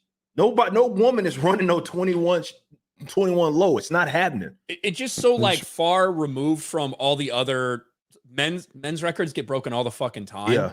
Like every couple of years, you just see another, world's fastest man in history. Yep. Same thing with swimming, like same thing with a lot of this stuff. But specifically the women's kind of, not short track, but you know what I mean? The sprinting records they're all from the fucking 80s. They haven't been touched in 40 years. No one's coming close. It just doesn't make any sense to me. Man, that's crazy, man. Holy shit. Bruce has just broke 10,000 purchases. Oh, we did? For Isom. Oh shit, we gotta get some posts prepared. Yeah, you're right. Yeah. You're right. Holy shit. 10,000. We are over 10,000 total purchases by Isom too, man. I appreciate y'all. Holy shit. Man, so we basically hit a fourth of what it is in total purchases basically within the first couple of days. That's crazy. In comparison to Isom 1, excuse me. That is wild. All right, we'll move off the sprint talk. That's for sports wars. It's bad enough we talk about like sports in general, but now we're talking about track and field. We're talking about women's track and field. Women's track and field. Lord of the Ree for $1. Ryan, it's pronounced Lord of the Ree. Even Jeremy gets it right. Come on now. Hey, I thought it was like a kind of Game of Thrones thing or something. I don't fucking Dread Seamus for $2. Well, Jeremy would say his name Dread Seamus. 199 for 69. There you go. Pastime Steve for $5. First live chat message ever Just wanted to congratulate Eric on his well-deserved success. Thanks for everything all of you do with Geeks and Gamers. Appreciate y'all, man. Thank you. Steve. Cal Dane, member for a month. If they license out the IPs, they lose control and their ESG score will suffer. Their hands are tied. Maybe. Let's see. Mike McGinnis for 5. Rippa, we coming for those short boxes. Hope he gets some hamsters without the jab this time. You said my hamsters died of myocarditis. Is that what you're saying? I can understand. I can see that. I can see that. A guy in the chat needs to know what 199 means. If you're on Twitter, and I'll play it here in a minute. If you're on Twitter, you can go to my pinned post because we were getting asked about it so much, and I'm sure with the big audience we have today, some people are wondering. I'll play it here in a bit after Ryan gets caught up. Let's see. Cage Phoenix for 5. Hail the 199. Raiders is my favorite movie. I'll never watch this modern feminist key dangling garbage. And killing off Mutt in Vietnam is so dark. Yes, that's pretty disturbing. We got Bashy Washy's 10 gift subs, I think, already. Thank you, Bashy. Bashy in the house. Cage Phoenix becomes a channel member. Populous Monster for 5. Jeremy, in the secret Discord, you said to crash Rippa's site because he had the balls to launch his campaign on Mario Kart Day. How do we do? That's a believable story. For sure. Hey, you know, that secret Discord. We can't even get Gary to get anything right on Friday Night Tights. We have this secret Discord where we manipulate and you know, conspire about our next moves. If anybody's ever been on Friday Night Tights knows there ain't no fucking plan. All right. It's just Gary figuring shit out. I was so like, since I didn't go to Dallas, just watching Ryan's like mannerisms when y'all are doing Friday Night Tights. It was so funny, man. Funny. Like all the fucking tech issues. Rippa catches onto it quick. He sees it like immediately. Bjorn says, "What's a short box?" I tried Googling it, but all I got was midget porn. Thank you. Jesus Christ, man. But yeah, it's like Gary. He'd fucking move his phone or tablet like right next to the cord, and it'd fucking buzz in everyone's ears. Yeah, he would like have no reaction whatsoever. It's like, are you not hearing the same shit? It was frustrating Ryan because Ryan's looking at him like, surely you fucking hear that and you understand it's you doing it. But Gary had no fucking reaction whatsoever, man. It was like, what the fuck? And I was like trying so fucking hard, like checking my phone. I'm like going over here because I didn't want to get close to the cord. Didn't want to fuck it up. Gary's just like, you know. Gary gets wild in these live FNTs. Like, oh man, it's fucking overwhelming. Like when you're not used to doing that shit with so many people, and all of a sudden everybody's there, everybody's joking, everybody's laughing, and it's just like it's a shit show. So you just roll with it. Kratos for 5 just ordered Isom cover C and cover B, showing some love. Eric, keep going, brother. Don't listen to the haters. Thank you so much, brother. Hell yeah. Nerds and Normies for 5. My favorite comic artist is Jan Dersema. Yes, she did a majority of Star Wars comics pre-Disney. She enhanced my Clone Wars reading experience. Yes, she's a very prolific Star Wars comic artist. So she's awesome. Mage Demon, member for 2 months. Hail to the 199. Hail Rippa, and hail to titties on TV. I miss them. Not the as type, but the good old-fashioned random titties on TV. Well, see you later. Oh, not the as type. All right, here's the 199. This is how the 199 was born. Type. This is how the 199 was born, and then you guys basically took it and made it our entire like identity. It's gonna be great. I almost wore that shirt today. I did. Hold on, I gotta address someone in the chat here. We got Awesome Guy. Awesome Guy. What's up, Awesome Guy? Celebration cringe. Are you retarded? Star Wars Celebration been a thing since 199. 199? I don't know who the fuck you are. I just got this stream on my recommended for some reason. Stop being reactionaries.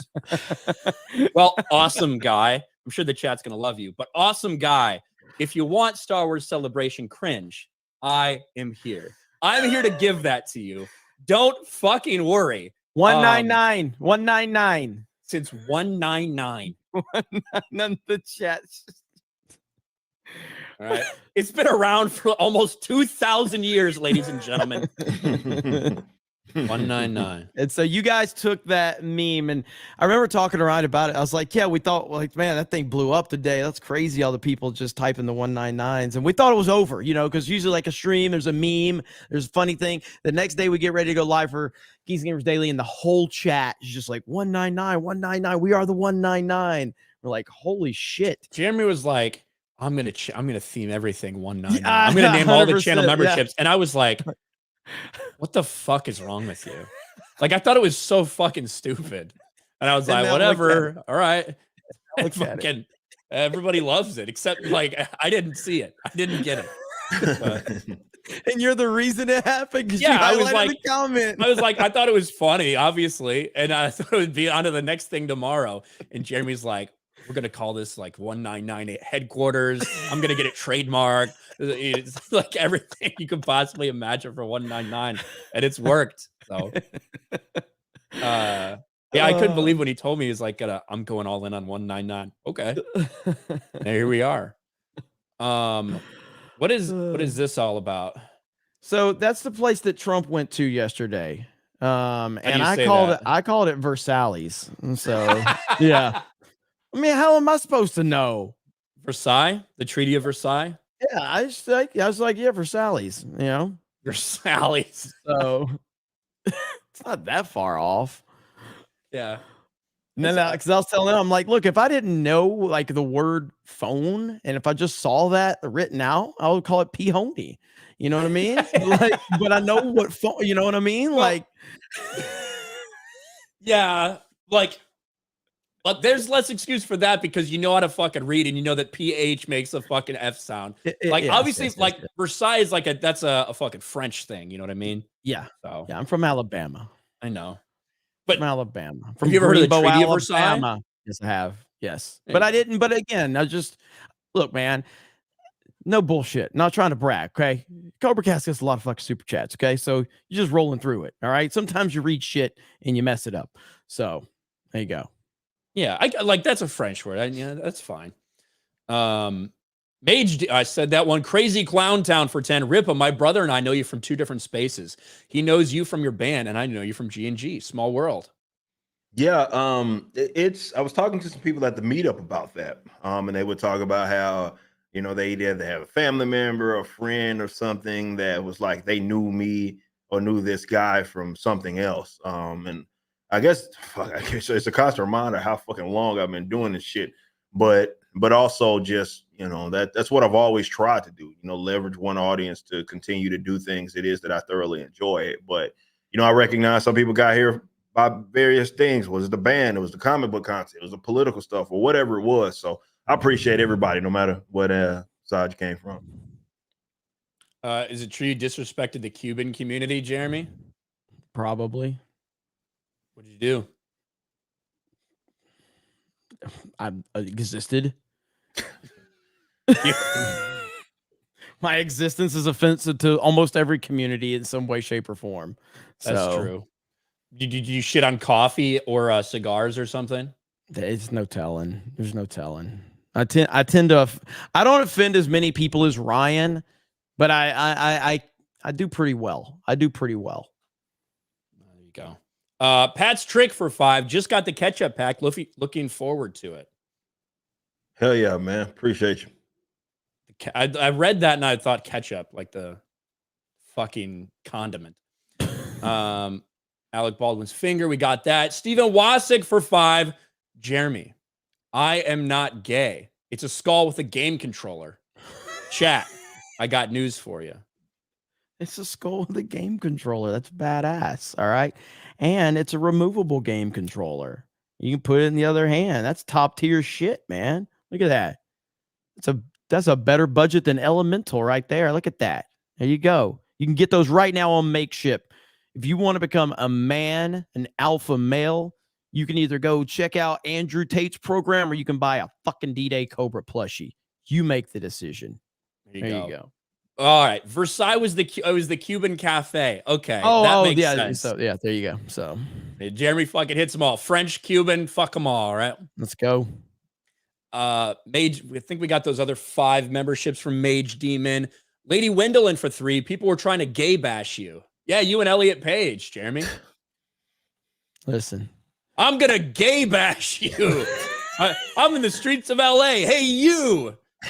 I somehow know your entire history, and just by walking down the street, I know you. I'm gonna gay bash you if you don't run into this gay-friendly random store. these things are such nonsense, man. I just want to remind everyone that Call of Duty has not tweeted officially. They retweeted one, but they have not tweeted in 18 hours. I still ratioed them though. Right there, baby. Right there. Hold on, Boom. scroll up. What is there something blocked from you? Or is that what is that? Go down right there. Yeah, somebody blocked me. Some fucking stupid account. I find that along a lot of comic book stuff that shows up. Like the entire thread is a bunch of people that I probably never interacted with that have me blocked. Bro, the lead writer for this new Star Wars game that they just did, I had people saying, "Oh, look at this fucking lead writer," and I was blocked. I was preemptively blocked. I've never interacted with this bitch before in my life. Yeah, they know who we are. They know exactly. These guys know exactly who we are. It's blockchain, but they also know who we are for sure. And we did break the story the other day, the rumored next Call of Duty update right here. Season 4, Groom Zone, the new island for Warzone, Epstein's Island. From what I hear, everyone at Call of Duty, especially the people involved with taking the Nick Merckx operator bundle off the store, experts on this island. Again, these are just rumors. Take it with a grain of salt. I'm just telling you what I'm hearing from, people, experts in the industry. So, maybe we'll get that update. And I do have another Call of Duty video coming out as soon as the stream ends, because this is a lot of fun. Just destroying them. So I'm enjoying it. Crispy Nokin for 5. Thanks for the birthday shout out last night. Last night's stream was amazing. Hail the 199 in Rippaverse for hitting another milestone in your comic. Hell yeah, appreciate that. Hey, no bullshit. We did have fun. Battlefront 2 there's not a lot of people playing that game, but getting into those matches, and we are having fun. The audience loved the Battlefront stream. So we're probably going to do Battlefront 2 on Wednesdays from now on. So, and the good thing about it seems like people can get in our lobbies to play with us too. Because if you play like, Supremacy or Galactic Assault, you got 40v40 basically. And so like everyone that's currently playing Battlefront right now, literally everybody. It's probably, I think there's like 2,000 people total is all that was on there. It's crazy. Yeah. So, but it worked. Jens Jorgensen, member for 20 months, says just spent $150 on one comic, plus the Isom 1A and B sign covers last year. Eric, you better buy me a beer should we ever meet. Appreciate you. Well, yeah, let's link. Thank you. He's over in Denmark. So. Oh shit, I'll go. We got a lot of customers in that area in Scandinavia. I'm down. There you go. Mage Demon, I think we got those 20 gift memberships as well. And he just gave another 5. Mage Demon. We're up to 50, I think. 49 new members today on this stream. We got 1,500 likes. Thank you guys so much. Appreciate the support. You guys are amazing as always, and we thank you so much. Bert for $5 says, I thought Jay Garrick was Ryan's favorite Flash because Jay looks like the type of dude that casually and openly used the hard R back in his day. Thank you, Bert. I don't know. I've never seen any lore about that for Jay Garrick, but maybe. MC fan is very upset with Mage Demon. Stop contributing to the clown show. MC fan, you're also a member, just so you know, you're a paid member. MC fan, thank you, MC fan.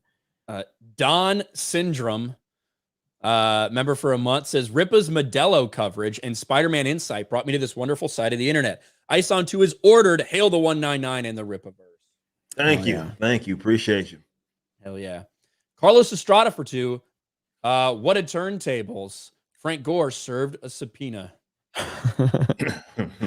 Dude, it's like a few days ago, Ripper, your Supergirl video just hit my feed as a recommend. I'm telling you, man, YouTube's random. That's how it worked the first time, though. Like, if y'all remember, that video blew up like 6 months after I made it. Yeah. It was random as fuck, and that took my channel to my most viewed individual video that I've ever done. And it was it blew up 6 months after. It's so fucking weird. I feel like there was a rogue employee over at YouTube who was on his way out. He said, I'm putting this shit in the algorithm. I think it's more likely that just 6 months after your video, there was something super fucking cringe with Supergirl. Like, you know what I mean? That went viral and everyone was looking for it and that fucking just boom. That's what I think. Yeah. Exploded. It's I mean, crazy. Like It 6 does. months would be a long gap for something not to happen cringe with Supergirl, but it must have been off air. That's true. We're running Battlefront 2 on PS4, PS5. So that's what we've been running it on. And unfortunately, it is not cross-play, which sucks. It would make it a lot easier to link up with people if it was. Luke himself, channel member for a month, says W199. Thank you. Gerardson for Mexican 199. You should make plushies of your fursonas. That well, that's basically Jeremy's a scaly. Yeah. So that's why his is. That's what his is. That's why his looks like that. So you guys didn't make that connection. Yeah, at least I'm not a furry. So you have a fursona, Ripple? No, I don't have a fursona. Easy answer. Gay is also uninterested. Like these guys fucking hate me. I would say that's a big part of like the population of Ripple detractors. Gay furries. Yeah, there's a lot of people with pronouns in bios, a lot of people who fucking fuck each other while wearing fursuits because they're too damn scared of what they might see is underneath. Like, yeah, there's a lot of people like that. They gather in droves. I'm sure they smell like shit.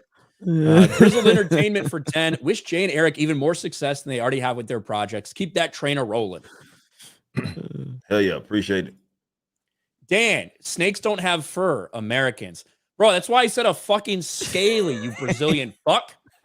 A scaly, I shouldn't know this, but since I know fucking everything that happens on the internet, I know that scalies are furries for things that have fucking scales. How like do you, why do you know that? Why do you know? There's a lot of degenerate freaks out there. I like it when people make fun of degenerate people.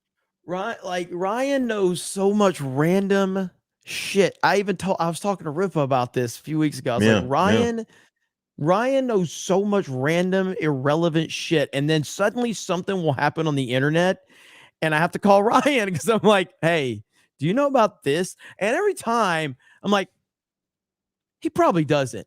And guess what? He fucking does. Give him like a first paragraph Wikipedia entry on this person. It's so wild. It's so wild. Micah F, sorry for the off topic, but while Chris is here, well, fuck.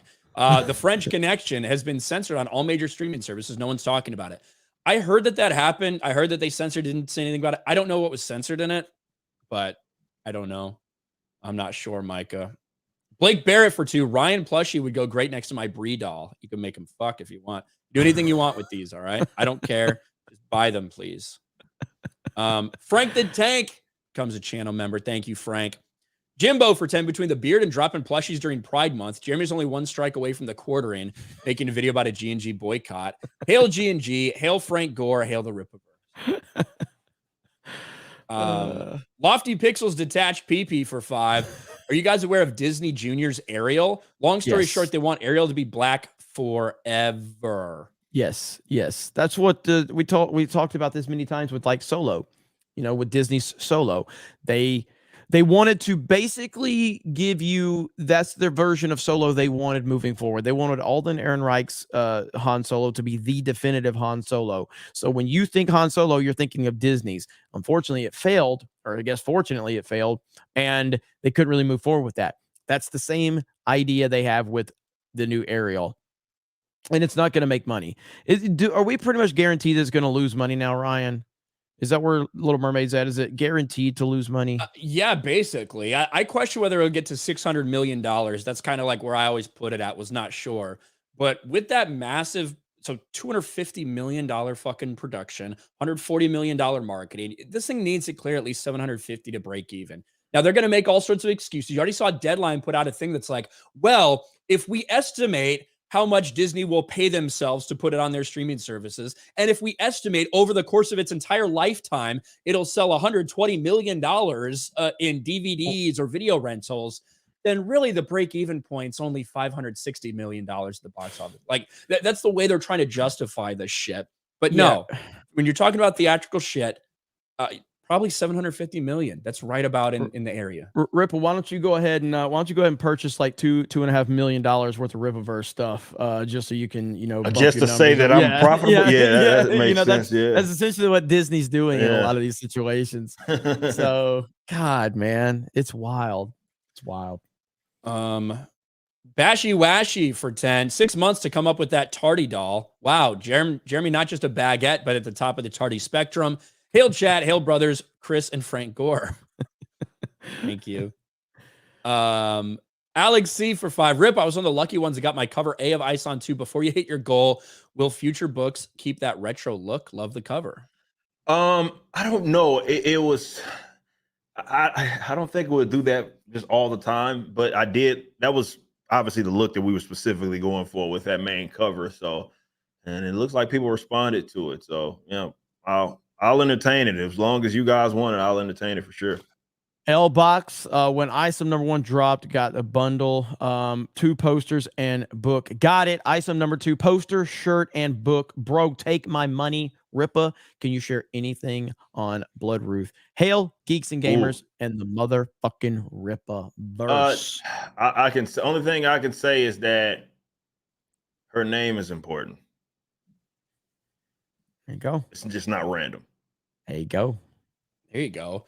When I first read it, when I first saw the name, I didn't know if it was Blood Ruth or if it was Blood Rush, but Mike Tyson was saying it like Blood Ruth.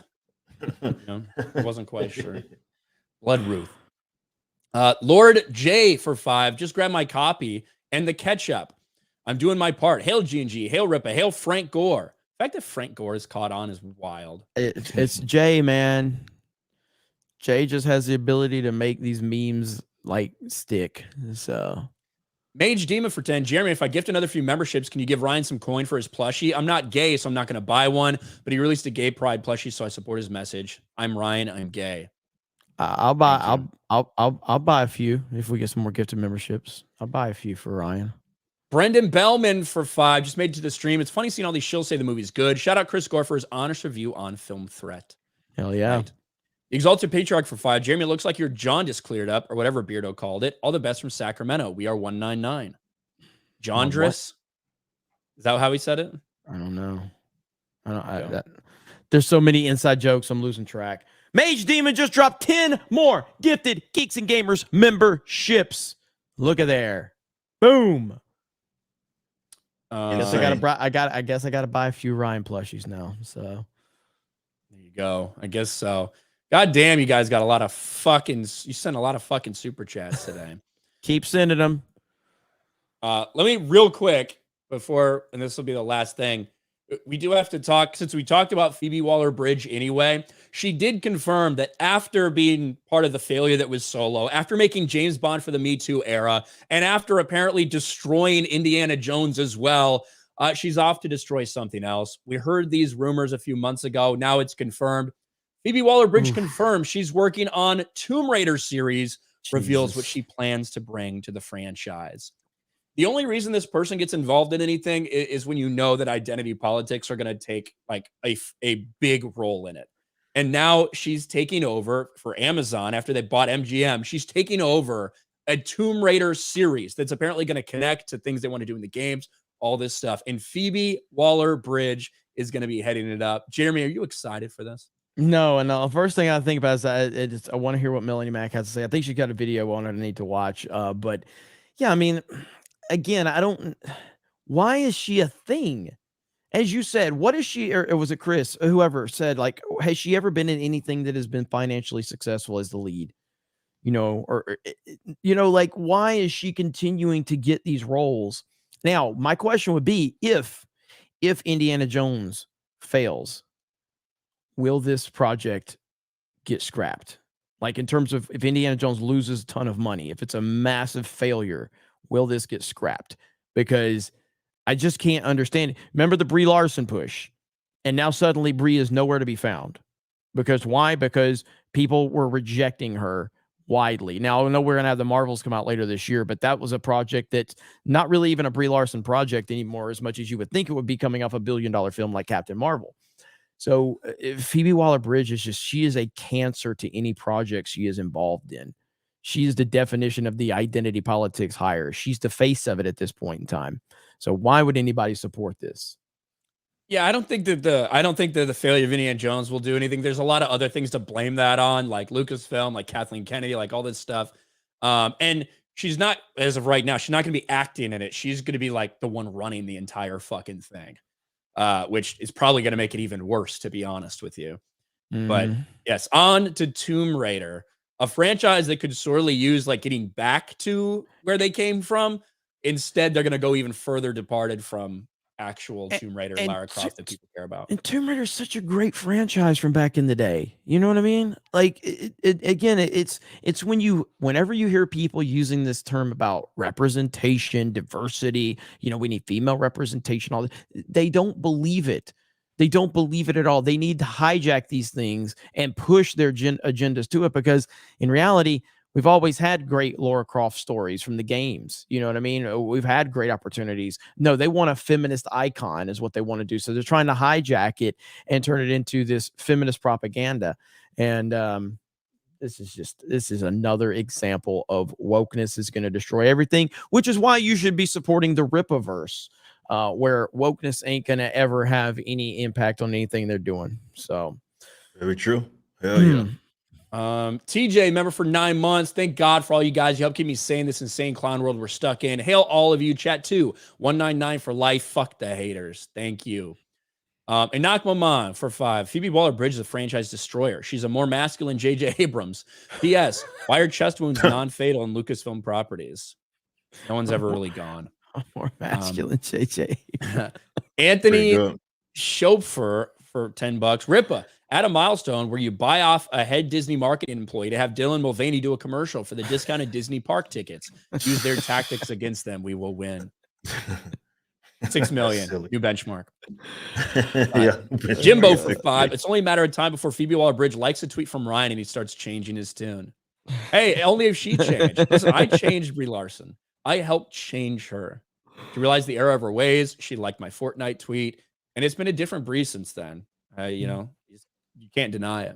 Yeah, Ryan, if anything, you should be happy. You should play more Fortnite with us. Look what it did for you. It brought you and Brie together. Fortnite brought you two together. She secretly told me that she doesn't like it. So that's why I'm not playing in support of her. Drew Skull for 10. Frank Gore and the pubes of Crunch. Lisba C for 2. An English 8 equals a US 3.141599199199199199199199199. Thank you. Love it. Let's go Cobra for 50. Looks like I'm gonna have major problems getting my septic tank system back online. Dude said it will be almost impossible with my land since I'm only on half an acre and the soil sucks here. So that's a bummer, really. Still gonna stay positive. Well, I'm sorry to hear that, Disco Cobra. Man, I mean, I know you're always trying to keep us, I know you've been trying to grind, get this retro room up and running. Now you got this setback. Hey, man, positive vibes for Disco Cobra in the chat. Guys, please show some love to Disco Cobra. And thank you, buddy, for the support as always. And hopefully you've gotten your Rippaverse stuff as well, man. But sorry to hear that. Keep us posted, man. Keep us posted. Super Sentai guy for 5. So what you're saying, Chris, is this movie's rife for a porn parody, I guess. Let's see. Schick 74 for 199. Ryan is the Miss Marvel of debates. You say so. Cyril Lewis for 2. Should have cast Anthony Ingruber as Indy. Rona the Pumpkin Queen for 5. Thank you for the badassery. You got a movie tip. Toxica is reverse engineered MMA action horror, countering the modern audience fatigue. Up your alley. You know who Anthony Ingruber is, don't you? Anthony Ingruber? Yeah, he's the guy that did the Han Solo impersonation. Remember? Oh, yeah. He's fantastic, man. Like, again, there's no reason that this guy should not have been cast as Han Solo in a Disney property if they actually cared about what they were doing. Han Solo. I'm Captain Millennium Falcon. Cheerier tells me you're looking for a passage to the Alderaan system. A fast ship? You never heard of the Millennium Falcon? It's the ship that made the Kessel run in less than 12 parsecs.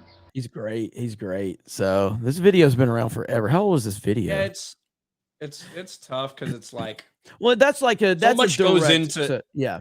So much goes into it other than, I mean, how tall is he? You know what I mean? Like, so much shit can go into something. No, he actually played, he played a young Harrison Ford in, there was a movie that Harrison Ford was in that he played the younger Harrison Ford in that movie. Oh, really? Yeah. Does anybody remember what movie that was? I can't remember. So yeah, that was 15 years ago. Age of Adeline. Yeah, Age of Adeline. He was the young Harrison Ford in that movie.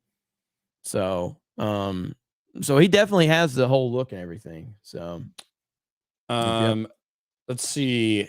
Darian Murphy for 5. Chris explained how you almost had to recuse yourself from Critics Court. I think a video got out there of him shitting on Disney Star Wars or something. Jens Anderson to the Tory for 20 Swedish krones. We want Jeremy on film threat court, 199 affiliated. What happened last night for 2? Call of Democrats grooming duty. Mage Demon becomes a channel member. Anak Maman for $2, message retracted. Then for another $2, I couldn't get my friends to say ice, wallow, come. Anak Maman becomes a channel member. Sophie for 2. Hail, Jeremy forklift race at Ripa Warehouse win. Let's go. Let's do it. Let's do it. Dirty Jersey for 2. How many do y'all have? Plushies. My kids would love them. We have one. We're about to get another one. But we have one, and we have one of those like a man lift. So like, it's like an order picker. Is that what? It's like basically an order picker. Yeah. Okay. That's cool. Yeah, I've driven order pickers, reach trucks, forklifts. We got a reach. Yeah, we got a reach too. Got a reach truck. Okay. Yeah. That's Anthony and Gruber with Harrison Ford right there. So nice. I guess that was from the movie. Yeah, I like driving reach trucks. Reach trucks are great because you can get in tighter spaces with the reach truck. So I can't wait. I want to go visit the Ripaverse. Yeah, man. Hey, anytime, man. Y'all down here. Let's do it. Yep. The Under Armour Gamer for 5. Ripa, any update on what you could do for your disabled fans? Oh, I'm guessing you're referring to like the digital stuff. Yeah, it's hard to say. That was I guess lore behind that. There was someone that explained to me in a way that I never even thought about it. It's like, hey, they physically can't turn the pages. Right. So that's why they get digital like content. I was like, oh, well, I never considered that. I never considered that. So yeah, we still haven't thought of something to like try to accommodate that. But what we can't do is destroy our businesses by focusing on digital stuff. That's not really really physical content is really our biggest sale here. But I'm still pondering. Like I said, that was the first time that I'd even heard someone bring that up, and I was like, "Well, that's a legitimate thing to consider," So, Yep. Real quick, Twitch just announced. It's fucking retarded. Twitch is introducing a new Partner Plus program, giving eligible streamers a 70-30 split of subscription revenue. These fucking guys are losing their fucking minds. And it says streamers in the Partner Plus program will receive 70-30 split. Now that's the YouTube number. That's the number they should have always been at, but they've been at a 50-50 split, and they've screwed up so badly in the past month. And it says, to qualify, partners must maintain a sub count of at least 350 reoccurring paid subscriptions for 3 consecutive months. That's literally the top of the fucking food chain at Twitch. To maintain 350 reoccurring paid subscribers. So that's basically your Hassans, your Pokemon. Yeah, they're the only ones eligible. And that doesn't help anybody. That don't help no fucking body. Yeah. All this does is takes care of the top, and I don't even say top 1%, because to be fair, Geeks and Gamers and Ripa are in the top 1% of Twitch streamers. This is talking about the top of the food chain at Twitch. And this is so dumb. This is so dumb. Stupid, man. So, and it's only up to $100,000 too. Yep. I say only, but when we're talking about these top streamers. Yeah. William Barr for 2. I bought cover A and B in the cards as well as T's. Hell yeah. Appreciate you, man. You splurged. I think we got this earlier, but Bruce said for $2 just broke 10K purchasers for Isom 2. Hell yeah. Lady Wendelin for 10. Ripa caught you on Flashcast last week. You were right to be incredulous about criticism you should and shouldn't accept.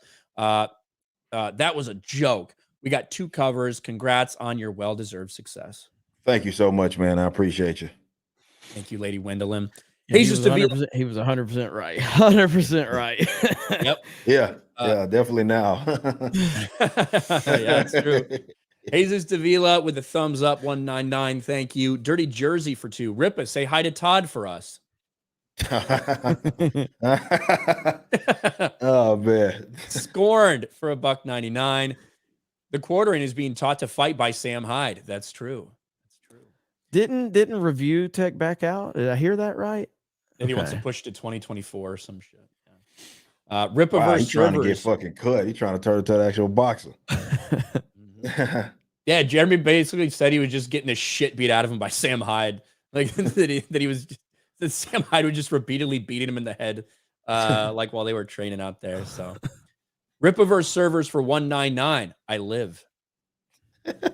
Barely, but yeah, here you are.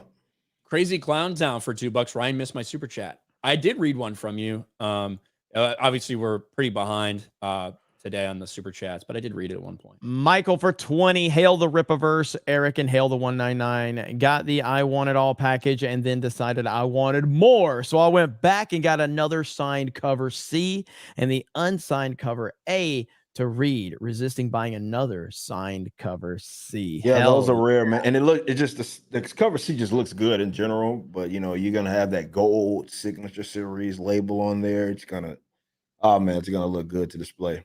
Hell yeah, man. That is awesome.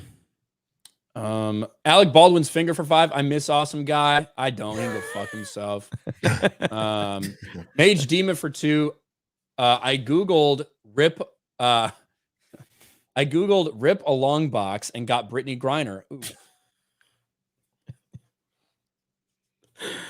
Thank you, Mage Demon. Almanac for 5. Do you think we're headed for a delayed content drought due to strike?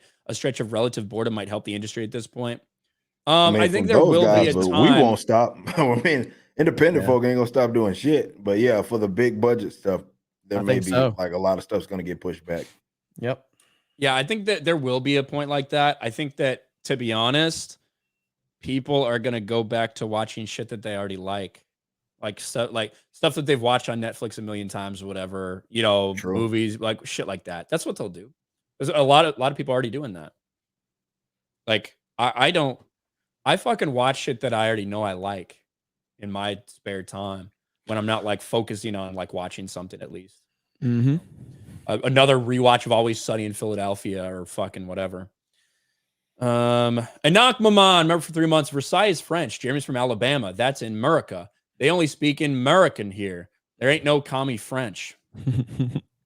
What happened last night for 2? Call the Democrats, cry the pedo. Mage Demon with 5 gift memberships. Jesus Davila with the gift membership. Desirius with a gift membership. Tearing the Black, we read that one. I want to mention, so we got 61 new members on this stream. We are having our members only stream tonight. We're playing Fortnite. We have the open lobby for all of our members. We have a code. Last week was our first one we did for the YouTube members, and I think we had like 45, 50 people in there, and the lobby can hold 100 people.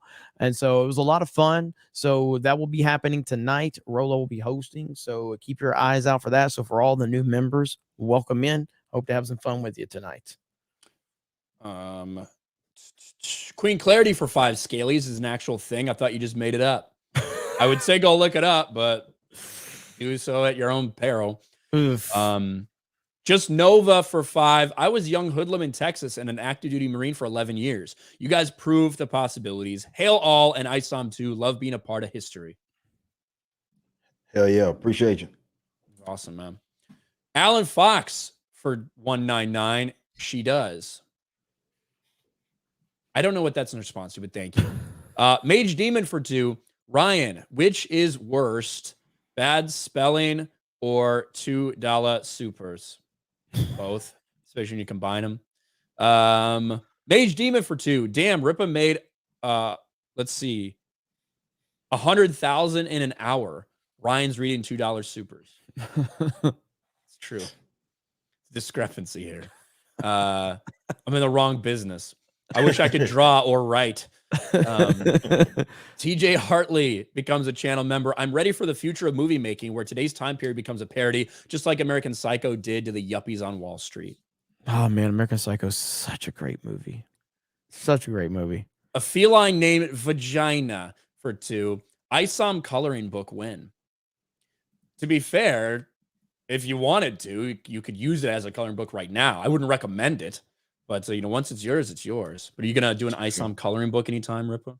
I never thought about that. Maybe something cool to do. Never thought about that.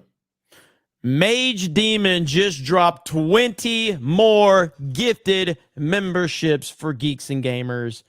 Mage Demon, when Mage Demon shows up, it's gonna be a party. That Mage Demon, you get talked about all the time over on Cobra Cast because they're like he's just always. So Mage Demon just dropped 10 more. Mage Demon losing his mind once again. I told you guys right when I saw Mage Demon show up, drop those first 5 gifted memberships or 10 or whatever it was. It was gonna be a party. That's right. New emojis. That's right, Steph. You got your new emojis now because of Mage Demon. We might just need to make it a Mage Demon emoji at this point. Rob for 5. They chose Alden over Anthony for Solo because Spielberg met him at a bar mitzvah. Kanye was right? ? First I heard of that, but thank you. Aid Robertson. Somebody say Kanye. Did somebody say Kanye? That's fucking retarded. Here we go. So Kanye had a birthday recently. Aid Robertson for 5. Evening, gents. I'm 40 minutes behind on stream. Bought Isom 2 and cover B. Hail the Ripaverse in the 199. Thank you, man. Appreciate it.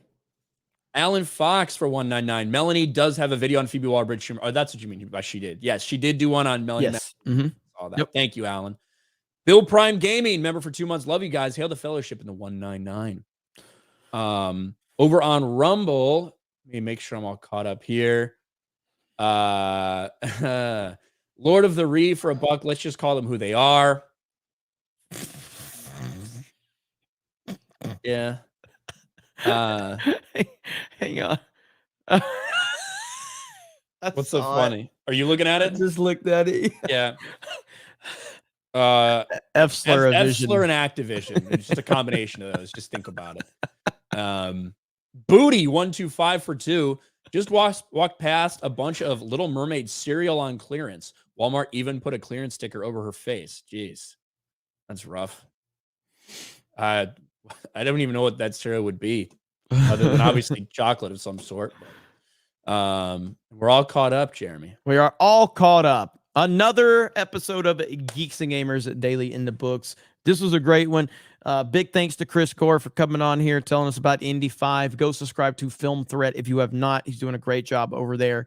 And of course, thanks to Ripa for showing up. It's seriously, man. I mean it when I say it, man. It's an honor to call you a friend. You and Lady Ripa are awesome. I'm so happy. I'm so proud of you for what you've done. Seeing this happen.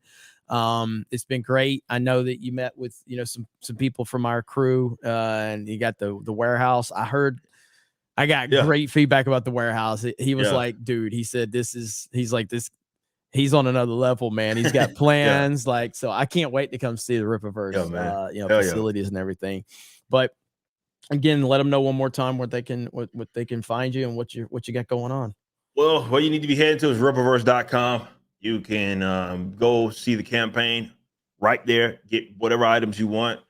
There's some limited ones that are going to be out of here in a little bit. Actually, one just ended. It's 12 p.m. But other than that, man, just whether you get one thing, a million things, doesn't matter. I appreciate you guys' support. And I thank you so much for making this yet another successful stream. Well, this in itself is a successful stream, but a successful campaign regarding our Isom number 2. So we're working hard. I'm still here at the warehouse doing my thing, and I appreciate y'all. Hell yeah. Oh, yeah, man. And one last super chat. No comprendo for 2. Mage Demon likes to cast memberships. Thank you, guys. Yep. All right. All right, guys. Well, we got to wrap it up. And thank you so much, Rippa. Hail the Rippaverse. Hail the 199. We'll see our members tonight. Thank you, Mage Demon, for all the gifted memberships today. Bashi, don't forget, get in touch with me. If we'll first talk to Rippa's people. If we can't work it out, we'll work something out, man. So we'll get you set up. Thank you guys so much. Jeremy, when are you getting Alex Jones on Mario Kart? I mentioned it to him a while back. We'll see what we can do. It'll be one of the greatest streams ever if I can pull this shit off. But other than that, thank you guys. Have a great day. And Mage Demon, damn it, 5 more gifted memberships. Mage Demon, you psychopath. Thank you. Have a great day. And we will talk to all of you later.